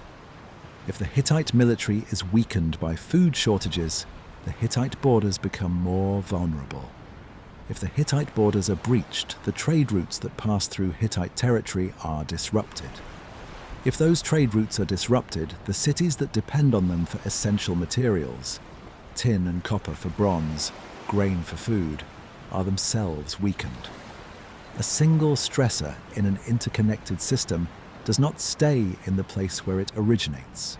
It propagates, it amplifies, it triggers secondary failures that trigger tertiary failures in a cascade that can bring down the entire system from a starting point that, in a simpler system, would have caused only local damage. This is the system's collapse model, and it is the framework that Eric Klein used in his 2014 book, 1177 BC.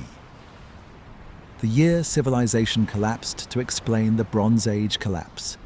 Klein's argument is not that any single factor, Drought, the sea peoples, earthquakes, internal rebellions caused the collapse. His argument is that multiple factors operating simultaneously in an already stressed and interconnected system combined to produce a cascade failure that no single factor alone could have caused. The late Bronze Age world was already highly stressed by the time the collapse hit. The famine letters from the Hittite archives tell us that. The emergency mobilization tablets from the palace at Pylos tell us that. The desperate letter from Ugarit to Alashia tells us that. The system was under pressure on multiple fronts simultaneously. And then the stressors compounded. Drought reduced agricultural productivity across the eastern Mediterranean. Food shortages weakened the palace economies. Weakened palace economies had less capacity to maintain their military forces and their trade networks. The sea peoples, themselves partly set in motion by the same climate stress, moved through a system that was already too weak to resist them. Earthquakes, which the geological record suggests were not uncommon in this period, damaged specific cities at specific moments, adding to the stress. Internal rebellions, the lower classes of the palace economies whose rations were being cut as the surpluses ran out, may have added to the disruption in some regions. No single one of these factors, in an otherwise healthy system, would have caused a general collapse. Drought alone, even a severe multi-decade drought, might have been survivable for a sufficiently resilient palace economy with adequate reserves. Sea peoples' raids alone, even large-scale raiding by a substantial confederation, might have been repelled by a palace economy at full military strength. Earthquakes alone damage specific cities, but do not bring down entire civilizations. Internal rebellions alone can be suppressed by a functioning military force. But all of these factors operating simultaneously in a system that was already weakened and already under stress from the drought produced something none of them could have produced individually. They produced a cascade, a self-reinforcing failure that spread from node to node in the network, each failure making the remaining nodes more vulnerable to the next failure. This is what a system's collapse looks like. Not a single dramatic blow, but a compounding of stressors, each one weakening the system's capacity to absorb the next one, until the system's resilience is exhausted, and it fails across multiple points simultaneously. The speed of the late Bronze Age collapse, the fact that so many different civilizations in so many different places failed within a single human lifetime, is precisely what the system's collapse model explains. In a simple world of isolated civilizations, multiple simultaneous collapses across a wide geographic area would require multiple simultaneous causes, which is coincidence too far to be credible. In a highly interconnected world where a failure at one node propagates to adjacent nodes, multiple simultaneous collapses are exactly what you expect. The interconnection was both the strength and the fatal weakness of the late Bronze Age world. Let me now think about why the system's collapse model has become so influential in recent years, because I think the reason is not just that it is the most historically accurate explanation, it is also that it speaks to something we are living through. The modern world is the most interconnected system in the history of the human species. The global supply chains that move goods from manufacturer to consumer across multiple countries. The financial system that links the credit markets of New York and London and Shanghai in a web of mutual dependency. The energy systems that span continents. The food production and distribution systems that feed 8 billion people from a relatively small number of major agricultural regions. These interconnections have made the modern world extraordinarily productive. The standard of living available to ordinary people in wealthy countries today would have been incomprehensible to even the wealthiest individuals of any previous era. The specific goods available, the food, the medicine, the communication technology, the physical comfort, are the product of a system so interconnected, so specialized, so dependent on the smooth functioning of vast and complex supply chains that a Bronze Age king would have found it simply unimaginable. But the interconnection that makes the modern world so productive also makes it vulnerable in the specific way that the Bronze Age world was vulnerable. A failure at one node propagates. A disruption to a single major supply chain ripples outward into dozens of dependent systems. A crisis in one major agricultural region affects food prices globally. A financial crisis in one major market spreads to every market that is connected to it. The COVID-19 pandemic gave the modern world a vivid demonstration of what systems collapse looks like in the early stages. A single novel pathogen emerging in one region disrupted supply chains, closed borders, overwhelmed healthcare systems, and produced cascading secondary effects. Economic disruptions, political instability, social fragmentation across the entire globally connected world simultaneously. The pandemic did not cause a general civilizational collapse. The modern world's resilience, its redundancy of supply sources, its technological capacity for adaptation, its institutional depth, prevented the cascade from going to completion. But the speed with which a single stressor propagated through the global system and the cascading secondary effects it produced was a demonstration of exactly the kind of vulnerability that the system's collapse model identifies. The Bronze Age world had less resilience. Its supply chains were thinner, its reserves were smaller, its institutional depth was shallower. When the stressors compounded, the cascade could not be stopped. The modern world has more resilience. But the specific lesson of the Bronze Age collapse, that highly interconnected systems are vulnerable to cascade failures in ways that simpler systems are not, is a lesson that the architects of modern complex systems would do well to keep in mind. Eric Klein himself has been explicit about this relevance. In his book and in lectures and interviews, he has drawn the parallel between the Bronze Age collapse and the vulnerabilities of modern globalized systems. He is not predicting that the modern world will collapse in the way the Bronze Age world did. He is pointing out that the specific features of the modern world that make it vulnerable, the high degree of interconnection, the elimination of redundancy in the name of efficiency, the tight coupling between different systems, are the same features that made the late Bronze Age world vulnerable. The Bronze Age collapse is not a story about a remote and alien past. It is a story about the specific dangers of the kind of world we have built. And understanding how that world ended 3,000 years ago is a form of preparation for understanding the vulnerabilities of the world we live in now. The Uluburun ship was carrying the world's most efficient resource distribution system across the ancient Mediterranean. That ship sank.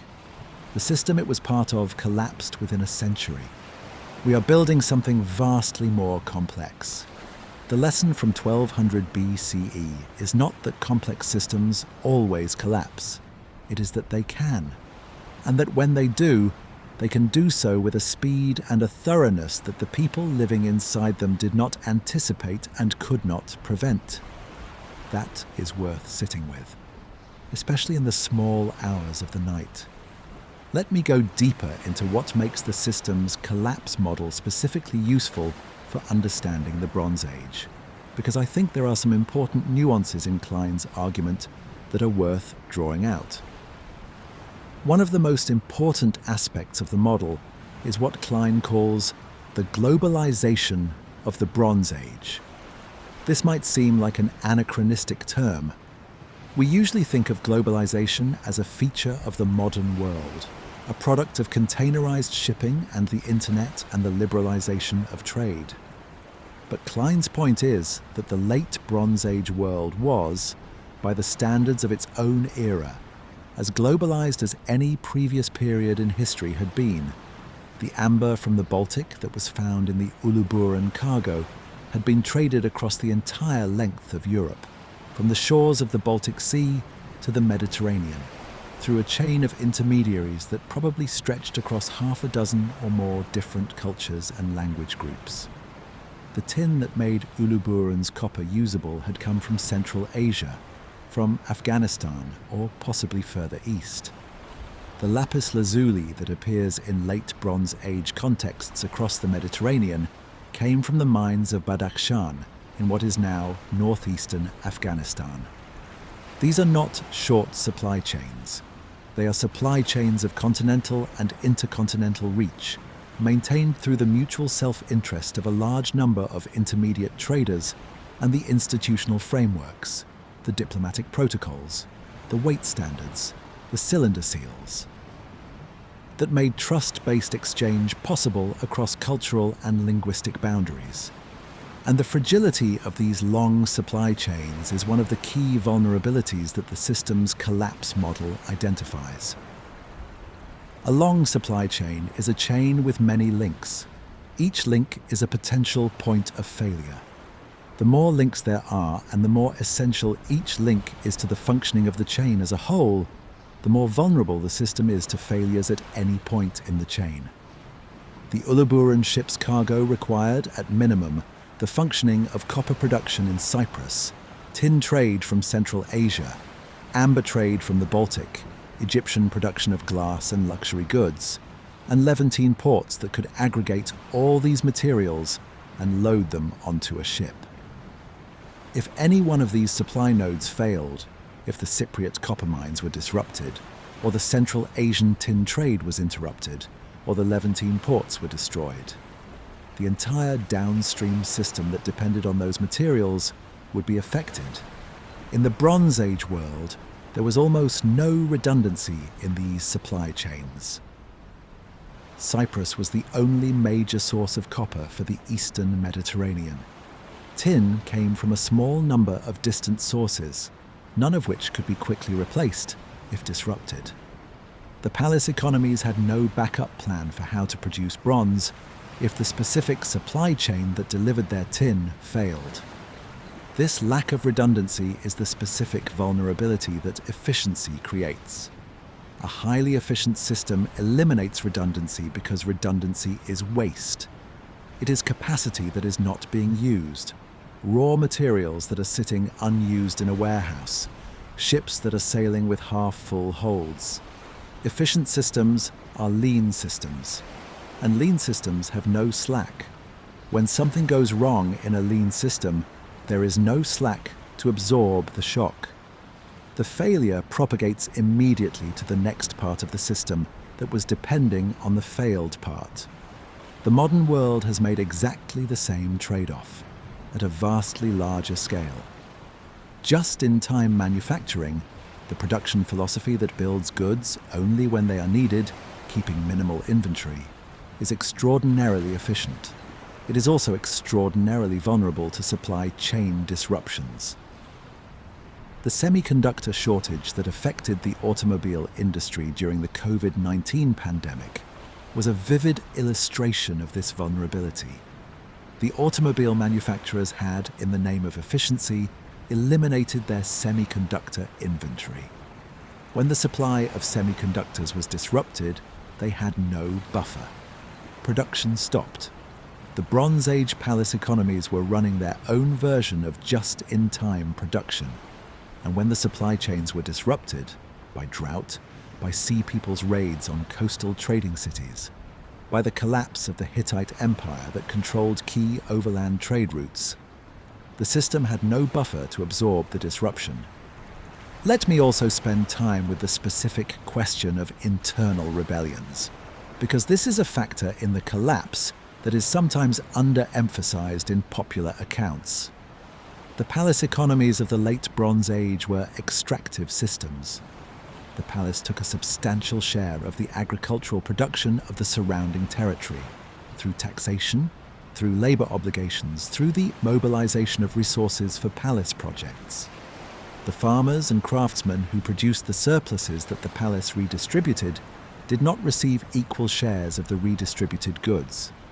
The palace elite, The rulers, the high officials, the military commanders received more. The ordinary farmers received subsistence rations. In good times, this arrangement was sustainable. The palace provided security, managed irrigation systems, maintained the trade networks that brought essential materials, and organized the collective labor of large construction projects. The services the palace provided were real and valuable, and the farmers and craftsmen who paid taxes and provided labor were getting something in return. In bad times, when the harvests failed, when the rations were cut, when the palace's capacity to provide security was diminishing as its military strength weakened, the calculation changed. The palace was still extracting, but it was providing less. The legitimacy of the arrangement depended on the palace's ability to deliver on its side of the bargain, and as the stresses compounded, that ability was eroding. There is some evidence, not conclusive but suggestive, that internal unrest was a factor in some of the collapse period destructions. At some sites, the destruction layers show signs of internal rather than external violence. Buildings burned from the inside, destruction patterns that do not match the typical signature of a military assault from outside. Whether these signs represent actual internal rebellions or whether they have some other explanation is debated, but the possibility that the palace economies of the late Bronze Age were facing internal as well as external pressure in the collapse period is consistent with what we know about the dynamics of extractive systems under stress. A system that is simultaneously hit by drought, raided by external forces, disrupted in its trade networks, and facing internal dissatisfaction from a population whose rations are being cut. That system is facing stressors from every direction at once, and it is facing them with diminishing capacity to respond because the drought and the trade disruption and the military pressure have already weakened it before the internal pressure builds. This is the full picture of what the system's collapse model describes. Not one cause, but many. Not one direction of stress, but all directions simultaneously. Not a single fatal blow, but a compounding of pressures until the system's resilience is exhausted. And then, quite suddenly, everything ends. The oven at Ugarit is still hot, the tablets are still baking, and somewhere on the coast the ships are arriving. Let me try to be specific about what the Bronze Age collapse actually destroyed. Not in the abstract sense of civilizations falling and systems failing. We have been exploring that throughout tonight's journey. In the specific, granular sense of what was present in 1250 BCE that was absent in 1100 BCE. What capabilities, what knowledge, what institutions, what ways of organizing human life disappeared when the late Bronze Age ended. The first and most dramatic loss was writing. Linear B, the syllabic script used by the Mycenaean palace scribes, disappeared with the palace system that had created and maintained it. The last Linear B tablets were baked in the fires that ended the Mycenaean palaces. After approximately 1180 BCE, no Linear B documents were produced. The script that had recorded the administrative life of the Mycenaean world for 2 centuries, the sheep counts and the ration allocations and the bronze distributions and the names of workers and their outputs simply stopped, and it was not replaced. Not immediately, not for centuries. Greece entered a period of approximately 400 years during which there was no writing system in widespread use. A civilization that had been literate became illiterate. The tools of record-keeping, of long-distance communication, of administrative coordination across large territories. All of these depended on writing, and writing was gone. The loss of writing is not just a cultural impoverishment. It is a practical catastrophe for any society that has organized itself around the capacities that writing enables. You cannot run a palace economy without writing, the specific coordination of resources across large territories, The tracking of obligations and rations and allocations is impossible without a system for recording and transmitting information at a distance. When writing disappeared, the palace economy disappeared with it. Not just because the economy needed writing, but because writing needed the palace, the specific institution that trained scribes and employed them and maintained the infrastructure of literacy. The palace and the writing system were codependent. When one fell, the other fell with it. The second major loss was the sophisticated metalworking tradition of the Bronze Age. Bronze, the alloy of copper and tin that gives the Bronze Age its name, is not just a material, it is a technology that requires a specific supply chain, specific expertise in smelting and alloying and working, and specific knowledge of where to get the materials and how to combine them in the right proportions.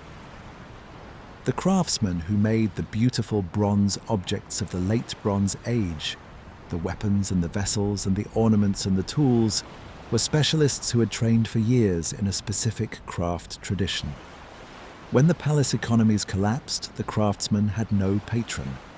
The workshops that had been housed in the palace complexes, staffed by specialist craftsmen and supplied with materials through the palace distribution system, were disrupted. Some craftsmen moved to other regions. Some changed their trades. Some of the specific knowledge, the specific recipes and techniques and production methods, was lost when the craftsmen who held it died without passing it on. The material culture of the early Iron Age, the period that followed the Bronze Age collapse, is, in many regions, simpler and rougher than the late Bronze Age material it replaced. The pottery is cruder. The metalwork is less sophisticated. The construction is less ambitious. The material record of the Greek Dark Ages shows a civilization that has contracted, that is producing less, with less skill, at smaller scale.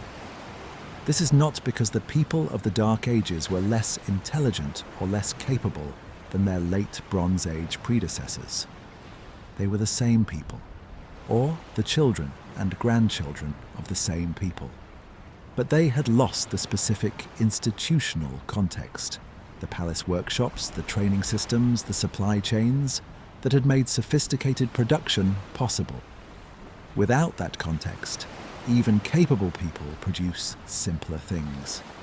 The third major loss was the trade network itself. The Uluburun ship, the ship we described in the opening of tonight's journey, with its 10 tons of Cypriot copper, and its Eastern tin, and its Baltic amber, and its Egyptian glass, represents a level of commercial integration that did not exist again in the Eastern Mediterranean for several centuries after the collapse. The specific mechanisms that had made the late Bronze Age trade network possible, the diplomatic frameworks, the weight standards, the cylinder seal authentication, the multilingual scribal tradition, depended on the palace economies to maintain them. When the palace economies collapsed, the institutional infrastructure of the trade network collapsed with it. Cyprus continued to produce copper, but the specific networks that had moved Cypriot copper to the Aegean in exchange for Aegean goods and Levantine goods, the specific chains of exchange that had brought tin and amber and glass and ebony together in the hold of a single ship, were disrupted. For a period, perhaps a generation or two, the long-distance trade of the late Bronze Age was greatly reduced. This matters for something specific and consequential: the availability of tin. Without tin, you cannot make bronze. If the tin supply is disrupted, if the trade networks that brought tin from Central Asia to the Mediterranean are severed, the entire bronze-using military and craft tradition of the ancient world faces a critical material shortage. Weapons cannot be made. Tools cannot be produced. The military capability that the palace economies had built on bronze technology is compromised at the most basic level. This is, many scholars believe, one of the reasons why iron became the dominant metal of the Iron Age. Not because iron is inherently superior to bronze. In many respects it is not, and early Iron Age iron was often of inferior quality to good bronze. But because iron ore is available almost everywhere, while tin is available in very few places and requires a functioning long-distance trade network to distribute. When the trade network failed and the tin supply was disrupted, iron, available locally, workable with relatively simple technology, became the practical alternative. The Iron Age was not a deliberate technological upgrade. It was an adaptation to the loss of the materials that had made the Bronze Age possible. The collapse created the conditions for its own successor. Now let me think about what the survivors experienced, not the high politics of collapsing empires, the desperate letters and the emergency mobilizations and the great battles, but the ordinary human experience of living through the end of a world. This is the hardest thing to reconstruct, because the ordinary people of the late Bronze Age left fewer records than the palace scribes and the royal correspondence. But the archaeology gives us some clues. In many regions of Greece and the Levant, the period following the collapse shows a dramatic reduction in settlement size and number. Sites that had been towns or cities in the late Bronze Age were abandoned or contracted to villages. The population apparently dispersed, moving away from the urban centres that had been sustained by the palace economies into smaller, more scattered communities. This dispersal reflects a specific logic.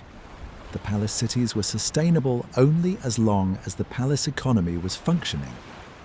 Only as long as the administrative system was redistributing resources, the trade networks were delivering essential materials, and the military was providing security. When the palace economy failed, the cities became difficult to sustain.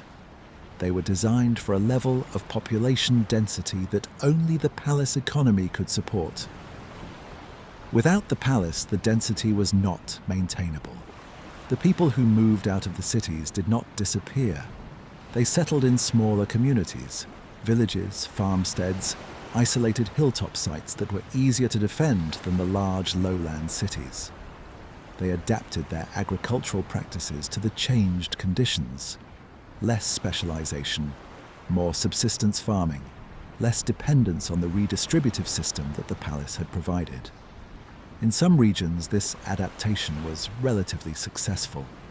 In others, the combination of climate stress and economic disruption and population movement produced genuine suffering, famine, conflict over resources, the specific misery of people who had been accustomed to the relative security of the palace economy, suddenly finding themselves without it. The oral traditions that eventually became the Iliad and the Odyssey may preserve something of this experience. The Odyssey in particular, the story of a hero trying to get home across a disrupted sea, encountering monsters and strange peoples and dangerous situations, longing for the stability and the order of his home kingdom, has been read by some scholars as a mythologized memory of the collapse period. The specific anxieties of the poem, the disruption of normal trade, the violence of the sea, the instability of kingdoms in the absence of their kings, resonate with what we know about the collapse period. The Odyssey is not a history of the Bronze Age collapse. It is a poem composed centuries later, using collapse period material as part of its mythological world. But the resonances are there for those who look for them. The survivors of the Bronze Age collapse inherited a simpler world, a world of smaller communities and more local production and less sophisticated material culture. A world without the administrative apparatus of the palace and without the trade networks that had connected it to distant resources. They also inherited the stories, the memories, however mythologized and transformed, of the world that had ended. The world of the great kings, and the bronze weapons, and the diplomatic letters, and the ships that sailed from Cyprus to the Aegean, loaded with the materials of an entire civilization. Those stories eventually became Homer. And through Homer, The Bronze Age world collapsed, forgotten, transformed into myth, shaped the entire subsequent literary and cultural tradition of the Greek-speaking world. The dead world was not entirely dead. It was dreaming. Let me spend more time with the specific texture of the Greek Dark Ages, because the 4 centuries between the Bronze Age collapse and the emergence of classical Greek civilization are one of the most fascinating and most misunderstood periods in ancient history. The term Dark Ages carries a heavy historiographical freight. It implies barbarism, ignorance, and cultural poverty, in contrast to the sophisticated civilization that preceded it and the brilliant culture that followed. This framing is partly accurate and partly misleading, and it is worth unpacking. What is accurate? The Dark Ages were a period of genuine contraction and impoverishment compared to the Late Bronze Age. The population declined. The settlements became smaller and fewer. The material culture became simpler. Long-distance trade largely ceased. Writing disappeared. The specific achievements of the Mycenaean palace civilization, the monumental architecture, the sophisticated administration, the international trade, were not replicated. What is misleading? The Dark Ages were not a period of total cultural collapse. People continued to live, to build communities, to practice religion, to tell stories, to make things. The oral tradition that preserved the memories of the Bronze Age and that eventually produced Homer was an active and sophisticated cultural form, not a pale shadow of a real literary tradition. Oral poetry of the kind that produced the Iliad and the Odyssey requires extraordinary skill and sophistication. The bards who performed it were not primitive storytellers filling a cultural void. They were highly trained specialists maintaining a rich tradition. The Dark Ages also saw genuine innovations. The adoption of iron metallurgy, forced by the disruption of the tin supply chains, eventually produced iron technology that, once mastered, was in many respects superior to bronze. Stronger, sharper, and made from materials that were available almost everywhere rather than requiring a functioning long-distance trade network. The adoption of the Phoenician alphabet by the Greeks, probably in the 9th or 8th century BCE, gave Greece a writing system far more accessible than Linear B had been. Linear B was a complex syllabary, a system of about 90 signs, each representing a syllable, requiring years of training to master. The alphabetic writing system adapted from the Phoenician consonantal alphabet, with its small number of signs and its flexibility, could be learned in weeks rather than years. Literacy, when it returned to Greece in the 8th century BCE, was potentially available to everyone, not just to palace scribes. This democratization of writing was one of the most consequential consequences of the collapse. Linear B had been a specialist technology, controlled by the palace and used for palace purposes. The Greek alphabet was a general technology, usable by anyone for any purpose. The literary, philosophical, and scientific tradition of classical Greece was built on this general-purpose writing system, on the capacity of anyone to write anything, not just of palace scribes to record administrative data. The collapse destroyed the specialist writing system. The writing system that replaced it 4 centuries later was better. Let me also spend more time with the question of what the collapse felt like from the inside. The phenomenology of living through the end of a world, as best we can reconstruct it. The people who lived through the collapse did not have the perspective we have. They did not know they were living through a Bronze Age collapse. They did not have the comparative historical framework that allows us to look at the pattern of destructions across the entire Eastern Mediterranean and identify it as a systemic failure. What they had was their immediate experience, the specific experience of whatever it was that happened in their specific location. For the inhabitants of Pylos, the Mycenaean palace city whose Linear B tablets give us our most detailed picture of the final phase, the experience might have been something like this: months or years of increasing uncertainty, the harvest declining, the rations being reduced, the news from other regions becoming increasingly alarming, other palaces destroyed, other cities burning, the emergency mobilization of rowers and soldiers, the posting of watchers on the coastline, and then whatever came.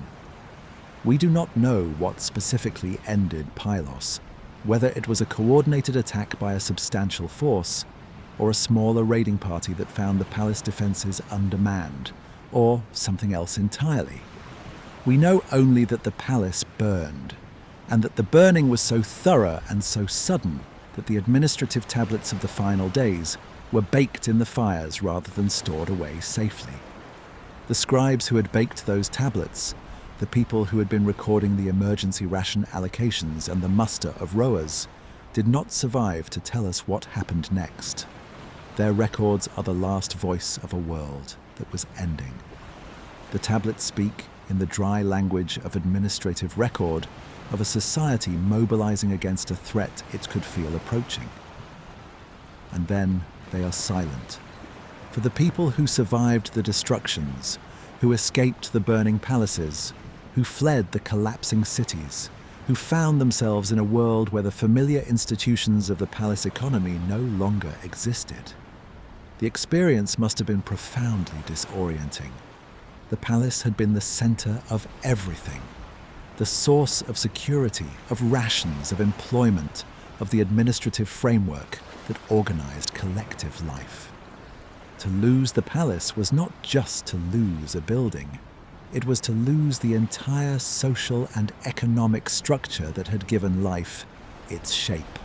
What did you do if you were a Mycenaean palace scribe in 1180 BCE when the palace was gone? Your specific skills, your knowledge of Linear B, your training in the administrative procedures of the palace economy were useless. There was no one to administer, no resources to allocate, no system to maintain. You were a specialist without a system.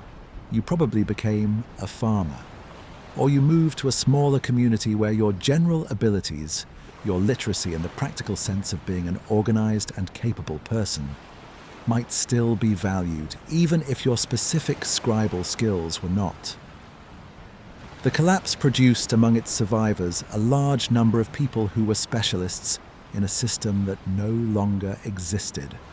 And those people had to find new roles in a world that was simpler and smaller than the one they had been trained for.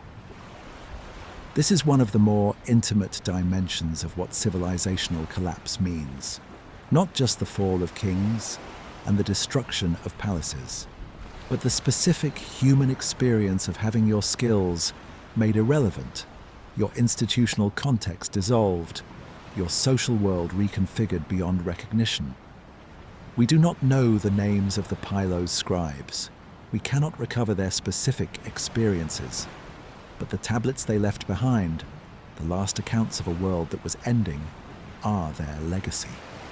They were there, they kept the records until the end, and then they were gone, into the centuries that followed, into the dark. The dark did not last forever. 4 centuries is a long time by human measure, longer than the entire span of American history, longer than from Shakespeare to the present day, long enough that the grandchildren of the collapse survivors were the great-great-great-great-grandparents of the people who built the Parthenon. Long enough that the memory of what had come before was not a personal memory or even a family memory, but something further back, a mythological past, a golden age, a world of heroes that had existed before the world of ordinary humans. But it ended. And what came after the Greek Dark Ages was, in some specific ways, more remarkable than what had come before. Let me start with a paradox that is worth sitting with. The Bronze Age collapse destroyed one of the most sophisticated civilizations the ancient world had produced. and some of what it destroyed, the linear B writing system, the palace economy, the specific trade network that had connected the Eastern Mediterranean, was not directly replaced. Those specific things are gone. But the collapse also created conditions.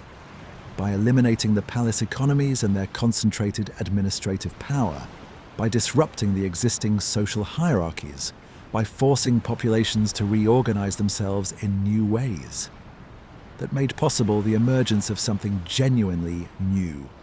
The Greek city-state, the polis, the specific form of political organization that emerged in Greece beginning in the 9th and 8th centuries BCE, and that reached its fullest expression in the 6th and 5th centuries, was not a palace economy.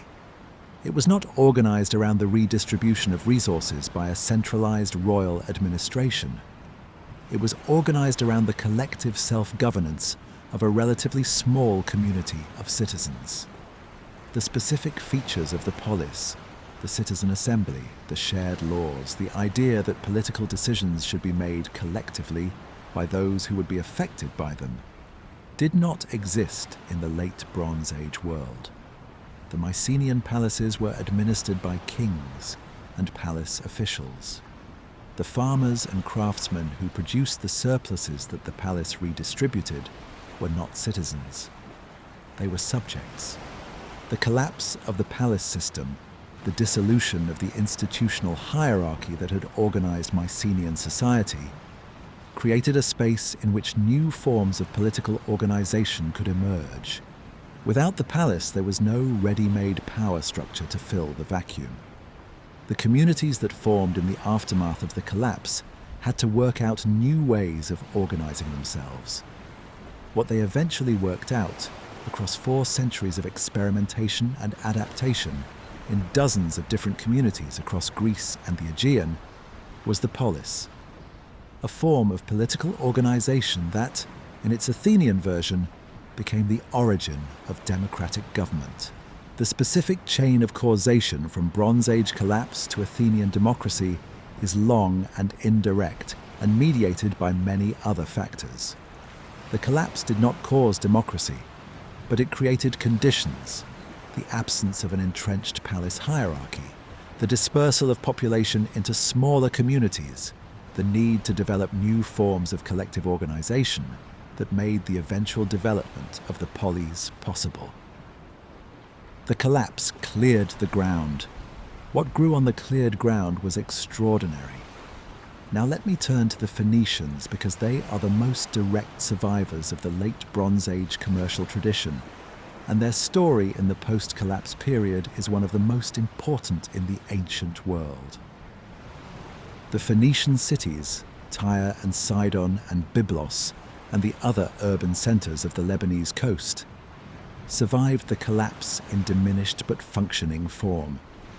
They had been the commercial hubs of the late Bronze Age Levantine coast, and they maintained something of that commercial character through the disruptions of the collapse period and into the Iron Age.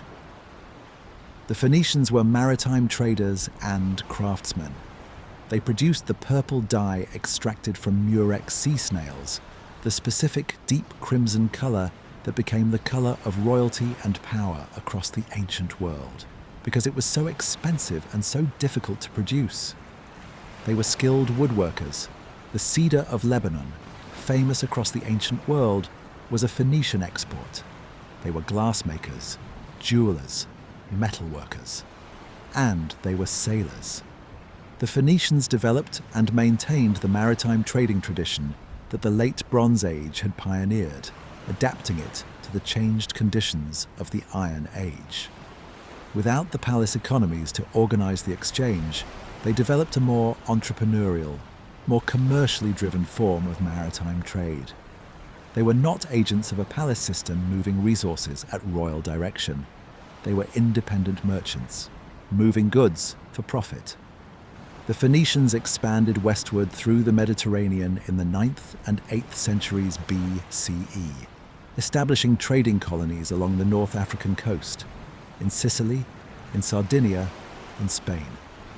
The city of Carthage, founded by Phoenician colonists from Tyre in the 9th century BCE, became one of the great powers of the ancient Mediterranean, eventually rivaling Rome itself. The Phoenician expansion westward was itself a form of recovery from the Bronze Age collapse. The eastern Mediterranean trade networks that had connected Cyprus and the Levant to the Aegean were disrupted. The Phoenicians responded by opening new trade routes to the west, establishing new commercial relationships with peoples and regions that had been peripheral to the late Bronze Age world. In doing so, they transmitted the cultural and commercial traditions of the Eastern Mediterranean to the Western Mediterranean. The peoples of Spain and North Africa and Sicily were brought into contact with the sophisticated commercial culture of the Levant, with the weights and measures and commercial practices and writing systems of the Near Eastern tradition. And the most consequential thing the Phoenicians transmitted westward was the alphabet. We touched on this in the previous part of tonight's journey, but let me expand on it here because it deserves more space.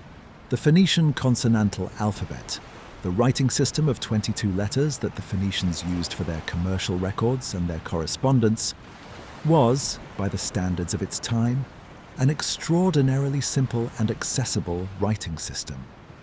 The complex cuneiform scripts of Mesopotamia required hundreds of signs and years of training. The Egyptian hieroglyphic system was elaborate and complex. The linear B of the Mycenaeans had been a specialist palace tool. The Phoenician alphabet had 22 letters that could be learned quickly and used for any purpose. When the Greeks encountered the Phoenician alphabet, probably in the 9th or 8th century BCE, through their commercial contacts with Phoenician traders in the Aegean and the Levant, they adapted it by adding letters for vowel sounds, which the consonantal alphabet did not represent. The Greek adaptation produced the first true alphabet, a writing system with letters for both consonants and vowels that could represent any word in the language with precision. From the Greek alphabet, the Latin alphabet descended, and from the Latin alphabet, the alphabets of all the major Western languages: English, French, German, Spanish, Italian, Portuguese, all written in descendants of the Greek adaptation of the Phoenician alphabet. The Arabic alphabet and the Hebrew alphabet are themselves descendants of the Phoenician consonantal alphabet, following different paths of adaptation through the Aramaean and Hebrew writing traditions. Every letter you have ever read in any Western language, and most of the letters in the major scripts of the Near East, trace their ancestry back to the Phoenician merchants who survived the Bronze Age collapse and maintained their commercial tradition through the disruptions of the Dark Ages. The collapse that ended the palace writing systems ultimately produced a far more democratic and far more widespread writing tradition than anything the palace systems had maintained. Now let me think about the Iron Age more broadly as a civilizational moment, as the specific configuration of technologies and institutions and social forms that emerged from the wreckage of the Bronze Age. The Iron Age, as the name implies, was defined by the widespread adoption of iron as the primary metal for tools and weapons. We have discussed the specific supply chain logic that drove this adoption, the disruption of tin supply making bronze production difficult, and iron being available almost everywhere. But the consequences of the shift went far beyond the material. Iron democratized metalworking in a way that bronze never had. Bronze required tin, which was rare and had to be traded over long distances. Iron required iron ore, which was abundant almost everywhere. A community that had access to iron ore and to a smelting furnace could produce its own metal tools and weapons without depending on long-distance trade for essential materials. This democratization of metal production was one of the factors that made the Polis possible. A city-state that could produce its own iron weapons did not need to depend on a palace administration to supply its military with bronze. The capacity for self-defense was more widely distributed. The monopoly on military technology that had helped sustain the palace economies was broken. The Iron Age also saw the emergence of cavalry as a significant military force. Horses ridden in battle rather than used primarily to pull chariots. The chariot had been the defining military technology of the Late Bronze Age. Expensive to build and maintain, requiring flat terrain, dependent on the palace economy for its materials and its specialists. Cavalry was more flexible, cheaper, and usable in more terrain. The military technology of the Iron Age was more accessible and more adaptable than the chariot-based technology it replaced. What came after the Bronze Age was not a lesser version of what had come before. It was something genuinely different, a world of smaller, more self-sufficient communities, of more broadly distributed political power, of more accessible technologies and writing systems, of a commercial tradition that was entrepreneurial rather than palace-directed. It was in some specific ways a better world, or at least a world better suited to producing what came next, because what came next was classical Greece. And classical Greece gave the world philosophy, democracy, drama, history, science, and the intellectual tradition from which everything we think of as Western civilization descends. None of that would have been possible without the Bronze Age, and none of it would have been possible without the Bronze Age collapse. The collapse was the condition of the achievement. The destruction created the space for the creation. That is not a comfortable thought. It implies that catastrophe can be generative, which is true, but dangerous to celebrate. The people who lived through the collapse did not experience it as the precondition of future greatness.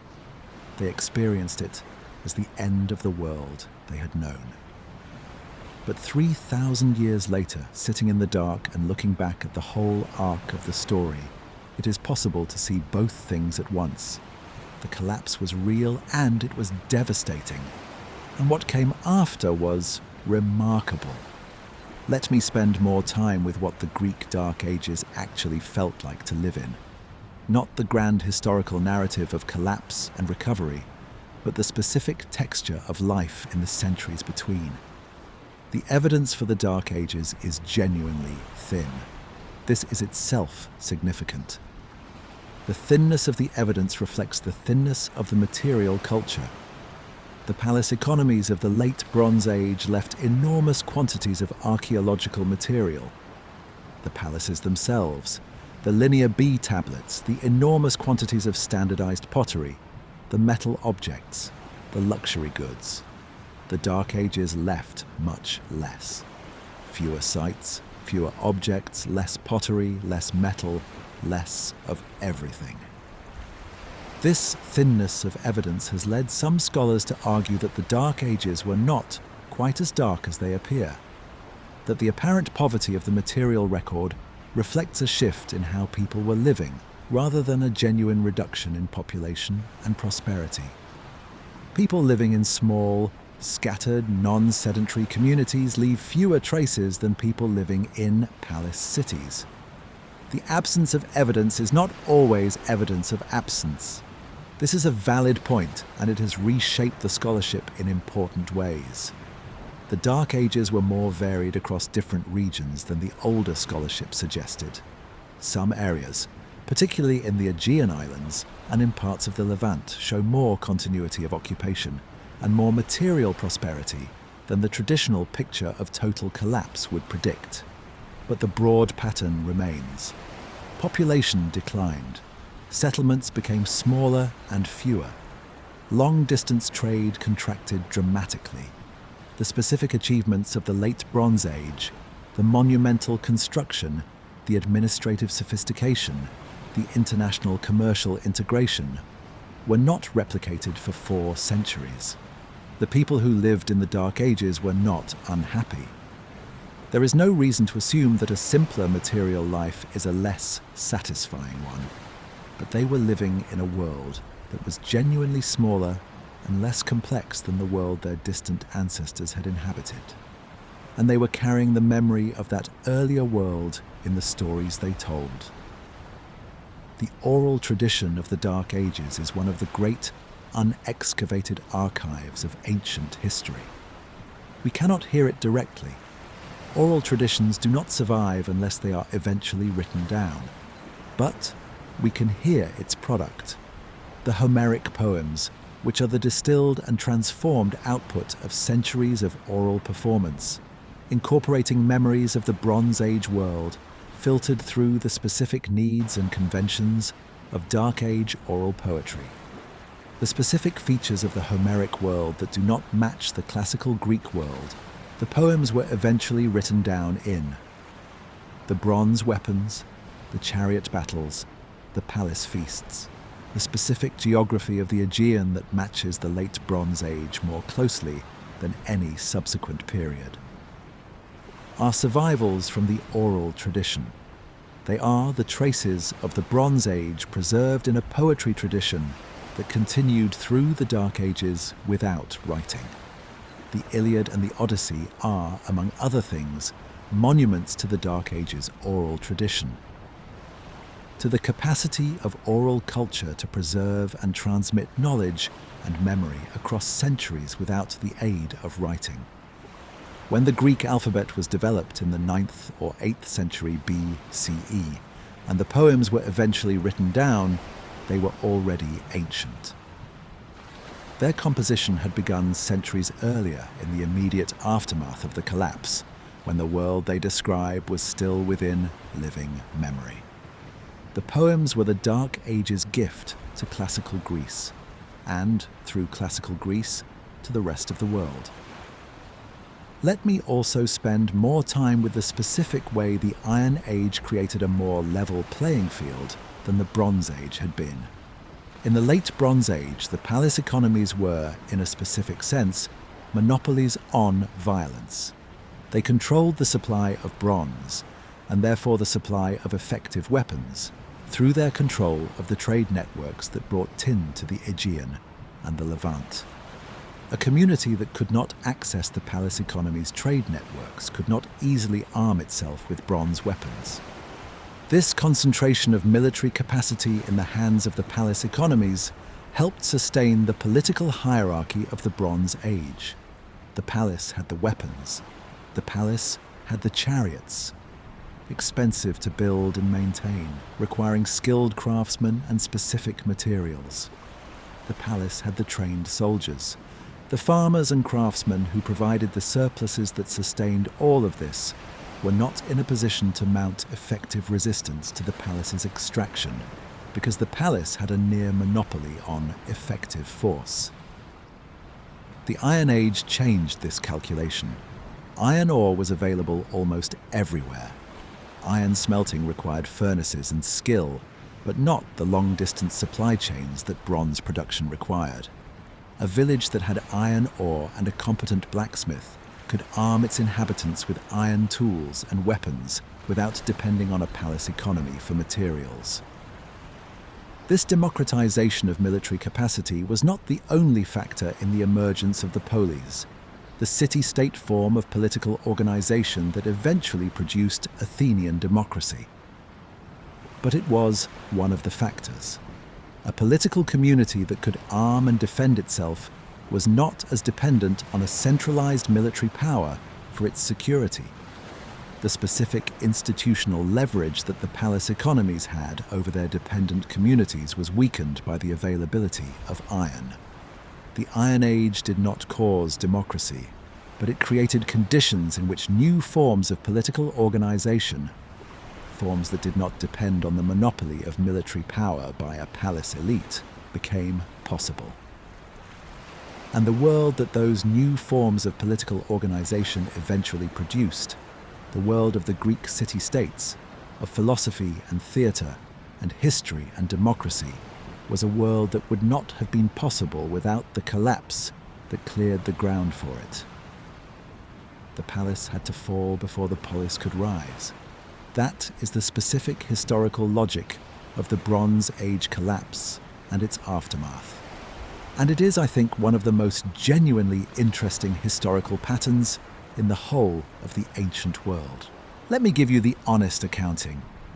After everything we have explored tonight, the Uluburun ship and the Amarna letters, and the Famine tablets and the unsent letters of Ugarit and the Sea People's reliefs at Medinet Habu, and the systems collapse model, and the 4 centuries of the Dark Ages, and the remarkable things that came after, what can we actually say with confidence about why the Bronze Age collapse happened?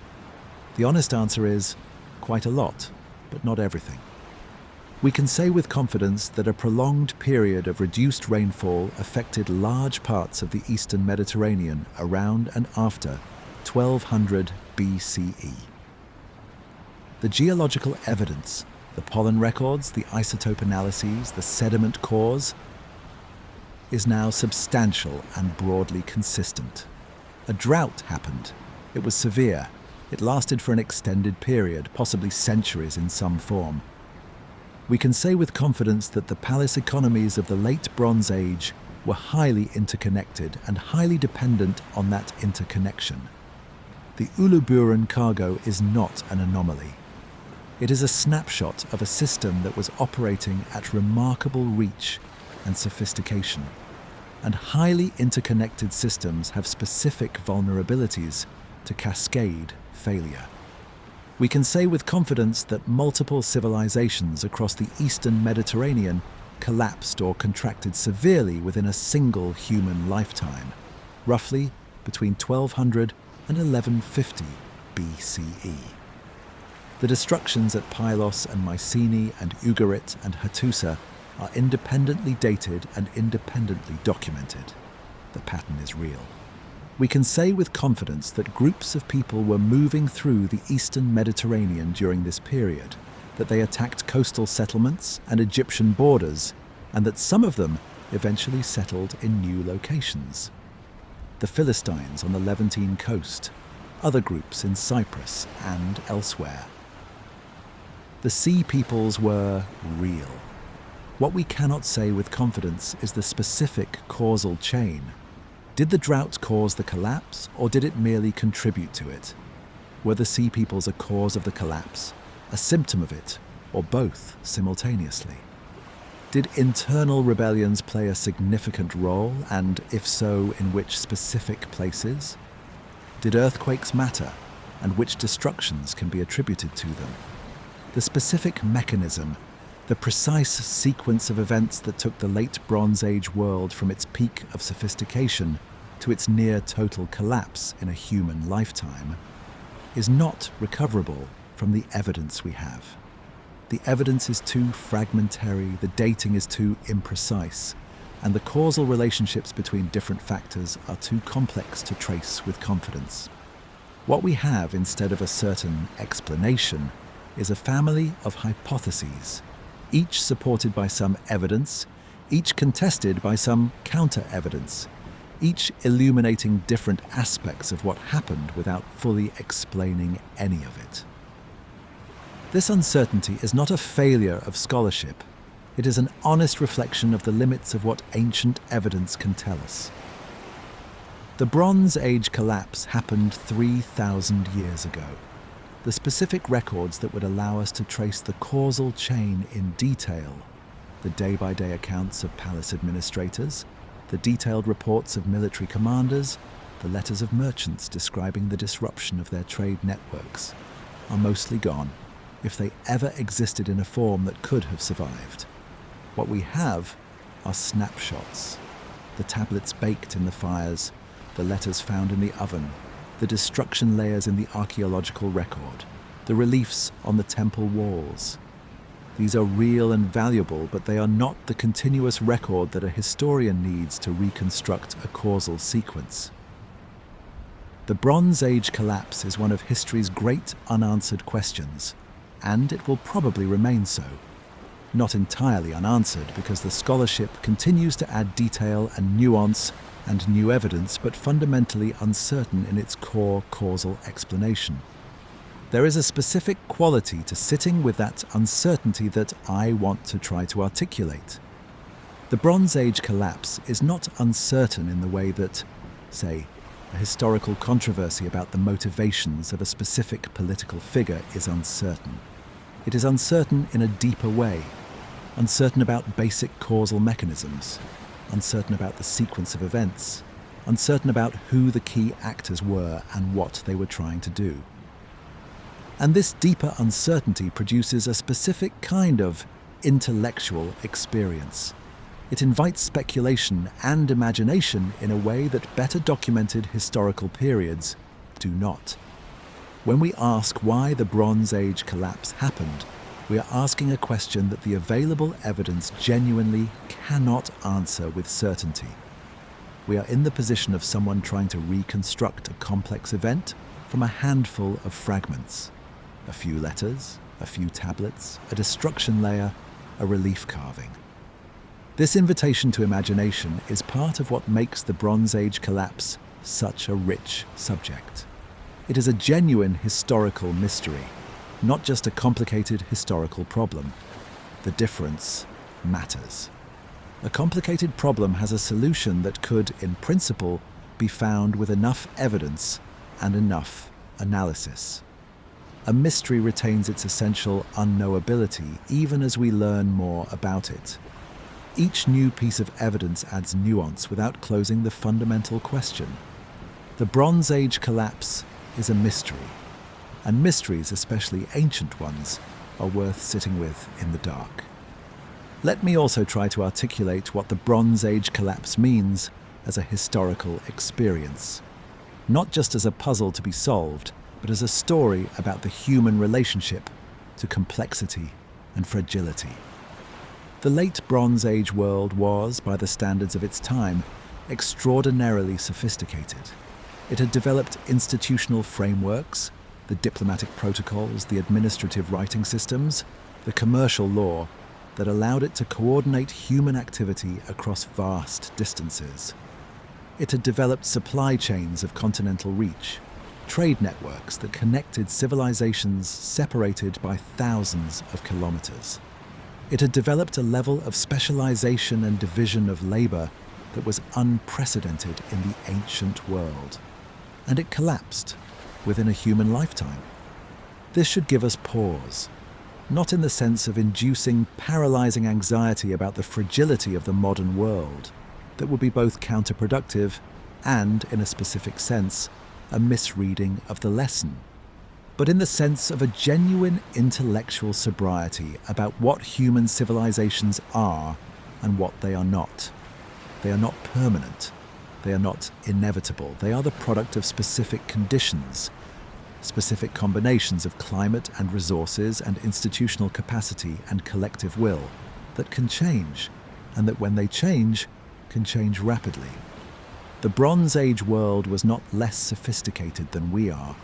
It was differently sophisticated. The specific things it did well, the long-distance diplomatic coordination, the management of complex multi-commodity trade networks, the administrative capacity to track the allocation of resources across large territories, are things that modern complex systems do too, at larger scale and with more technology. But the underlying dynamics are recognizable, and the underlying vulnerability is recognizable too. Highly connected, highly efficient, minimal redundancy, multiple simultaneous stresses compounding in a system that had no slack to absorb them. The people of the late Bronze Age did not choose to build a fragile system. They built the most productive system they could, using the knowledge and the technology available to them. The fragility was an unintended consequence of the features that made the system productive. That is a pattern worth holding on to. The same trade-off between efficiency and resilience that made the late Bronze Age vulnerable is present in every complex system. The same tendency for interconnection to transmit failures as efficiently as it transmits prosperity is a feature of every network, ancient or modern. Understanding this does not mean that we should not build complex, interconnected systems. The specific achievements of such systems, the productivity, the specialization, the standard of living they make possible, are real and valuable. Understanding this means that we should build such systems with an awareness of their specific vulnerabilities, with some redundancy, some slack, some capacity to absorb shocks without cascading. The Bronze Age didn't have that capacity. When the stressors compounded, there was nothing left to absorb them. Knowing this is not a recipe for despair. It is a form of preparation, an invitation to build better, with the lessons of history in mind. The tablets are still readable. The lessons are still there. 3,000 years later, in the small hours of the night, we are still learning from the oven at Ugarit. Let me spend more time with the specific character of historical uncertainty, because I think it is worth dwelling on what it means to study an event that is genuinely unknowable in its full causation. History as a discipline operates on evidence.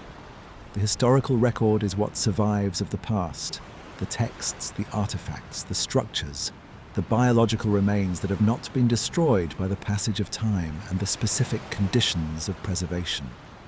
The historian's job is to interpret this surviving evidence as carefully and as rigorously as possible, to extract from it the most accurate and most complete picture of the past that the evidence will support. But the evidence is always incomplete. Always. There is no historical event for which we have a complete record. Even the most thoroughly documented events in history, events that occurred within living memory, that were covered by thousands of journalists, that are preserved in digital archives of extraordinary completeness, have gaps and ambiguities and contested interpretations.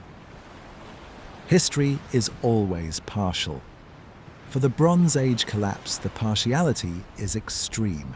We have fragments, a handful of letters, a handful of administrative tablets, some destruction layers in the archaeological record, some reliefs on temple walls. These fragments are real and they are valuable, but they represent a tiny fraction of the total evidence that would be needed to reconstruct the causal chain of the collapse with confidence. The rest of the evidence is gone. It was never written down, or it was written on perishable materials that did not survive, or it was in cities that were burned and the burning destroyed it, or it was in the memories of people who died without passing it on. What we are working with is the debris of a catastrophe, the fragments that the catastrophe itself did not destroy. This is itself a form of the survivor bias we discussed in the context of the Library of Alexandria. The evidence that survives the Bronze Age collapse is the evidence that the collapse happened to spare. The destructions that are best documented are the ones where the evidence was accidentally preserved. The Linear B tablets baked in the fires, the cuneiform archives buried in the collapsed debris. The destructions where the evidence was destroyed completely, where the archives were burned or the sites were later built over, are the ones we know least about. The picture we have of the Bronze Age collapse is shaped by the accidents of preservation as much as by the actual pattern of events. Understanding this does not make the picture useless. The fragments we have are real evidence, and they genuinely constrain what we can say about what happened. But it does mean that any account of the collapse, including this one, is necessarily tentative, necessarily partial, necessarily shaped by what the evidence happens to have preserved, rather than what would be most historically illuminating. The honest historian holds the picture loosely, commits to the best current interpretation of the available evidence while remaining genuinely open to revision when new evidence or new analysis changes the picture. And new evidence does come. The specific contribution of climate science to Bronze Age studies, the pollen records and the isotope analyses and the sediment cores, is relatively recent, developing primarily in the last 2 to 3 decades.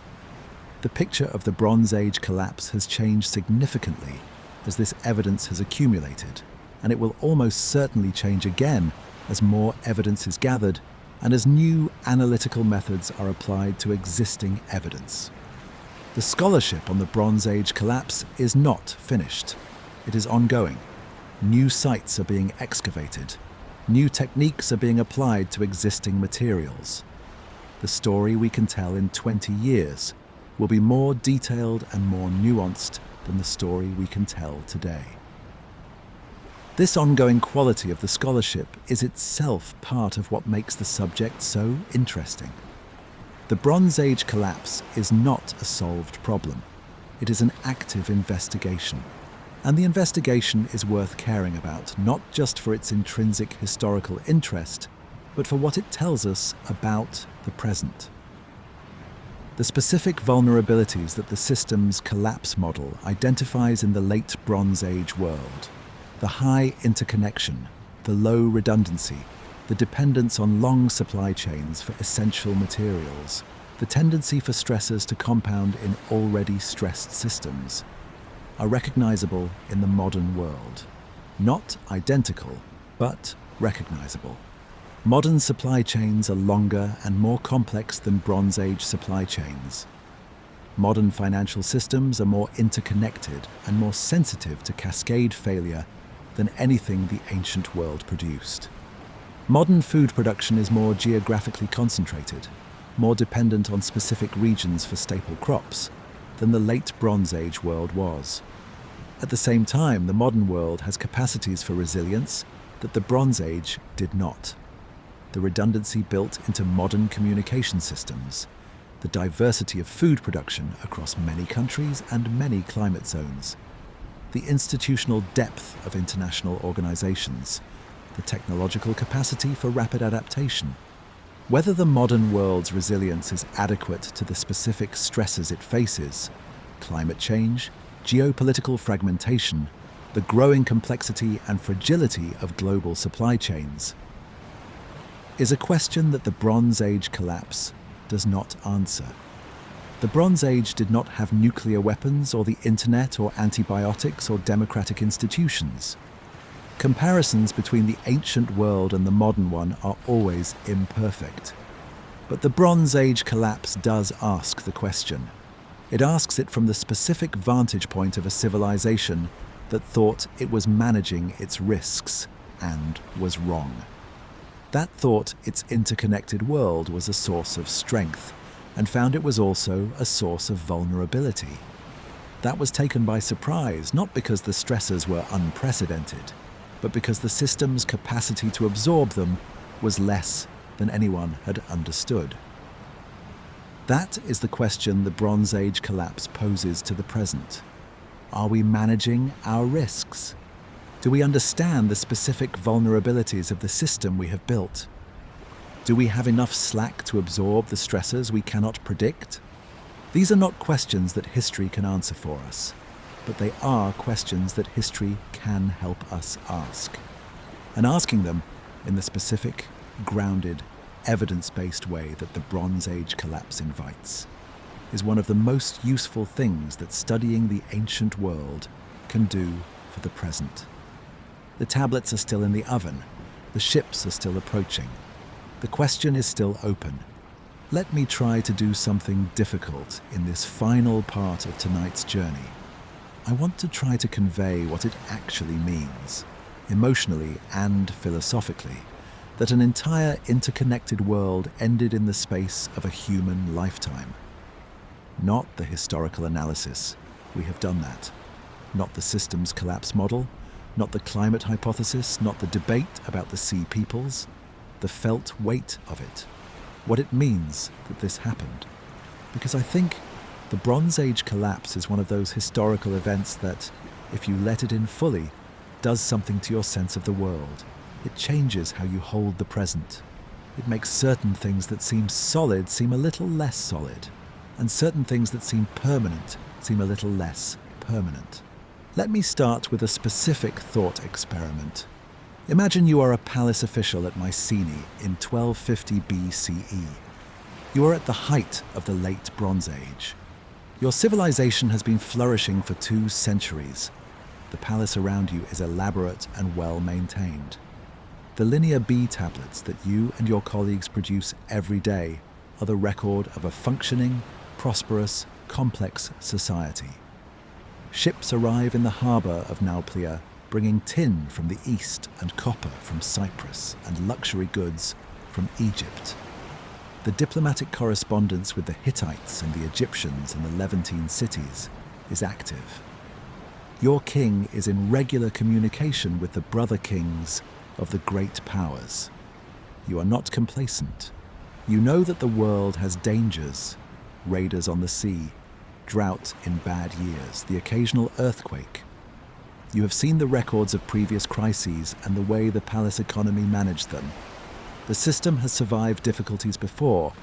You do not know that within 50 years, your palace will be burned to the ground and never rebuilt. You do not know that the writing system you use every day will disappear and not be replaced for 4 centuries. You do not know that the trade networks that bring tin from the east are about to be disrupted so severely that bronze production in the Aegean will effectively cease. You do not know that the world you are a part of, the interconnected, sophisticated, internationally integrated world of the late Bronze Age, is approaching its end. You are doing your job.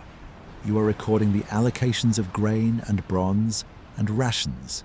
You are maintaining the system. You are being a competent, diligent official in a functioning civilization. And the world is ending around you, not visibly, not yet.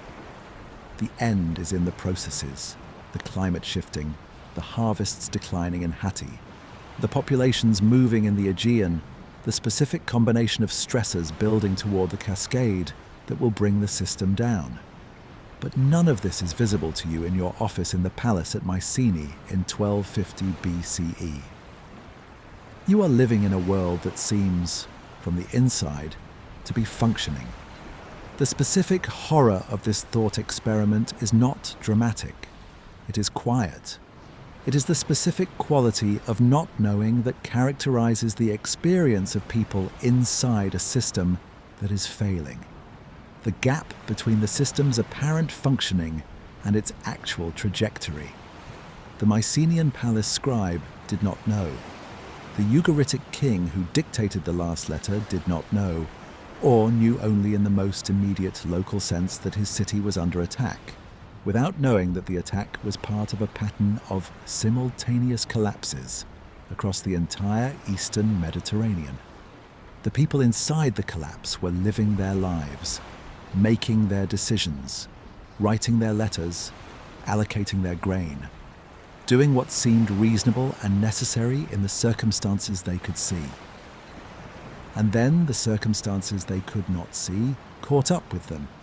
This is the specifically human quality of the Bronze Age collapse.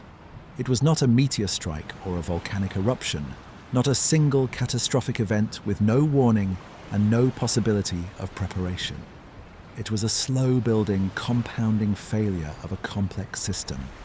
The kind of failure that, in principle, people living inside the system might have anticipated and responded to, if they had had the right framework for understanding what was happening. They did not have that framework.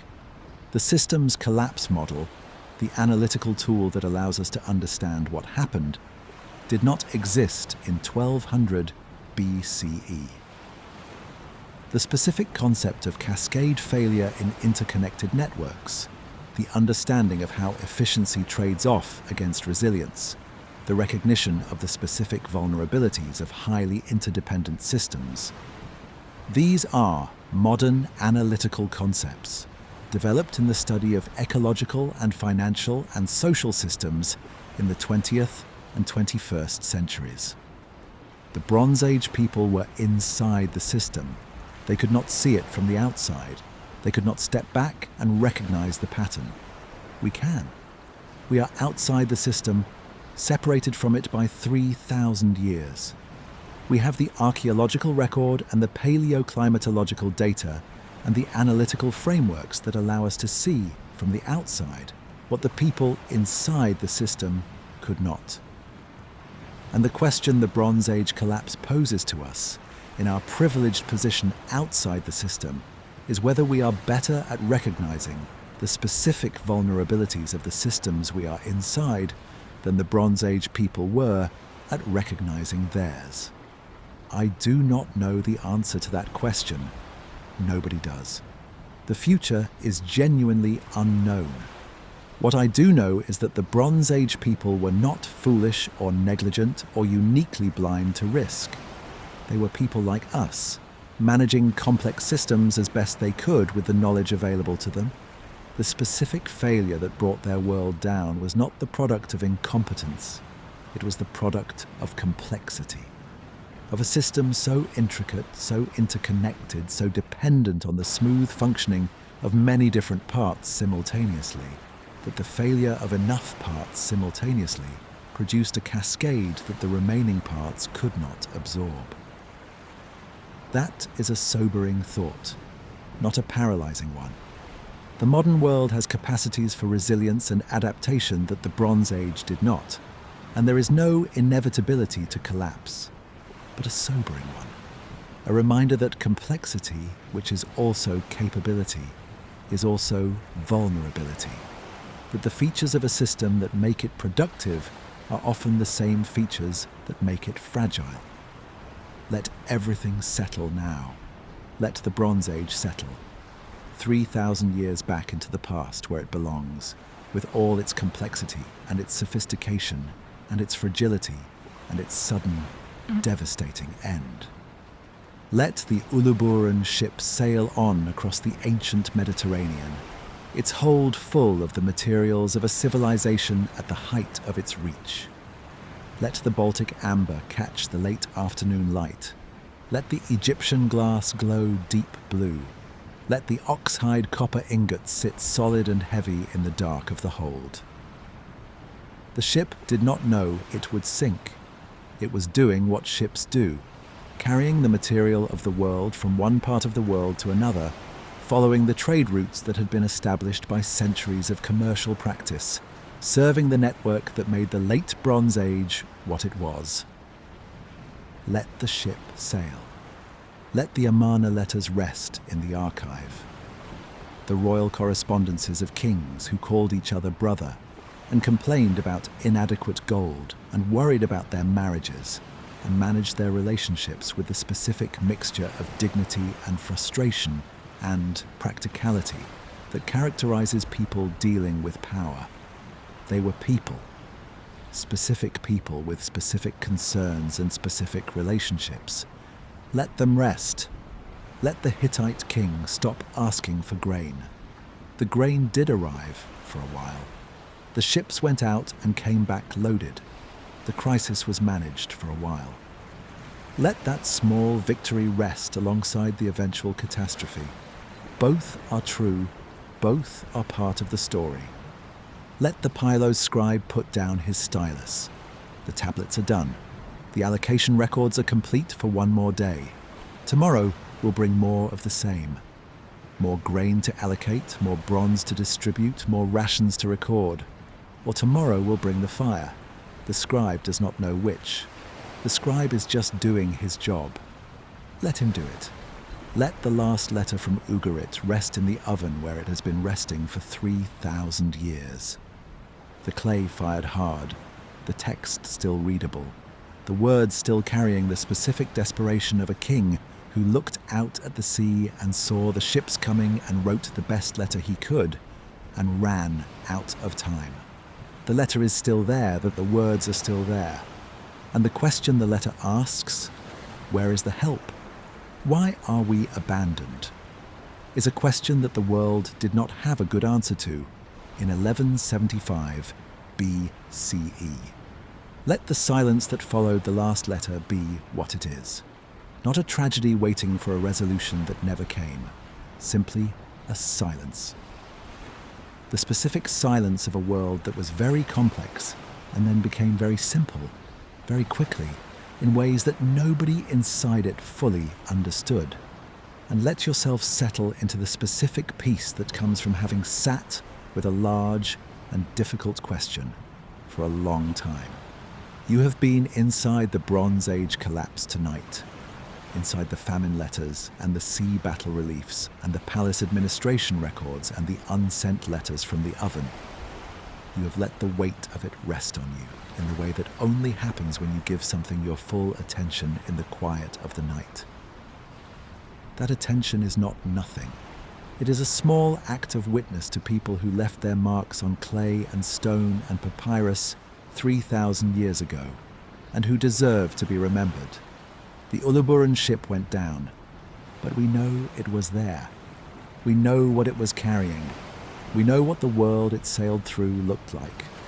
And we know now what happened to that world. Let me think about one more thing before we let the night go, about what it means to hold the Bronze Age collapse alongside the present, not as a warning or a prophecy or a direct analogy, but as a companion thought, a thing to carry alongside the ordinary concerns of a contemporary life. The people of the late Bronze Age built the most sophisticated world their era had produced. They traded across continental distances, maintained complex diplomatic relationships, ran elaborate administrative systems, produced beautiful things. They were, in their specific time and place, at the top of what human civilization had achieved. And they lost it. Not through stupidity or moral failure or some cosmic punishment for their ambitions. They lost it through a combination of bad luck and structural vulnerability, and the specific way that complex interdependent systems fail when enough things go wrong at once. The loss was real. The suffering it caused was real. The 4 centuries of the Dark Ages, the contracted, simpler, poorer world that followed, were a genuine diminishment of the specific things the Bronze Age had achieved. And yet, something survived. The people survived. The language survived. The stories survived. The specific human capacities for craft, for cooperation, for the maintenance of social bonds under pressure, for the telling of stories that make the past meaningful, survived. And from what survived, something remarkable was eventually built. This is not a story about inevitable progress, the comfortable reassurance that things always work out in the end. The Bronze Age collapse was not the last collapse in history, and the things built after it were not the final achievement of human civilization. History is not a smooth upward trajectory. It is full of rises and falls, achievements and losses, advances and retreats. But it is also full of survivals, of the specific human tenacity that keeps going through the Dark Ages, that maintains the oral traditions, that adapts to simpler conditions, that finds new forms for old capacities, that eventually builds something new from the materials that the collapse left behind. The people who lived through the Bronze Age collapse did not know what would come after. They could not see the Greek polis, or the Phoenician alphabet, or the Athenian democracy, or the philosophical tradition that would eventually shape the entire subsequent intellectual history of the Western world. They just kept going. Through the Dark Ages, with their simpler tools and their oral poetry and their smaller communities, they kept going. And we are here because they did. That is not nothing. That is, in its quiet way, one of the most important facts in the whole of human history. Sleep well.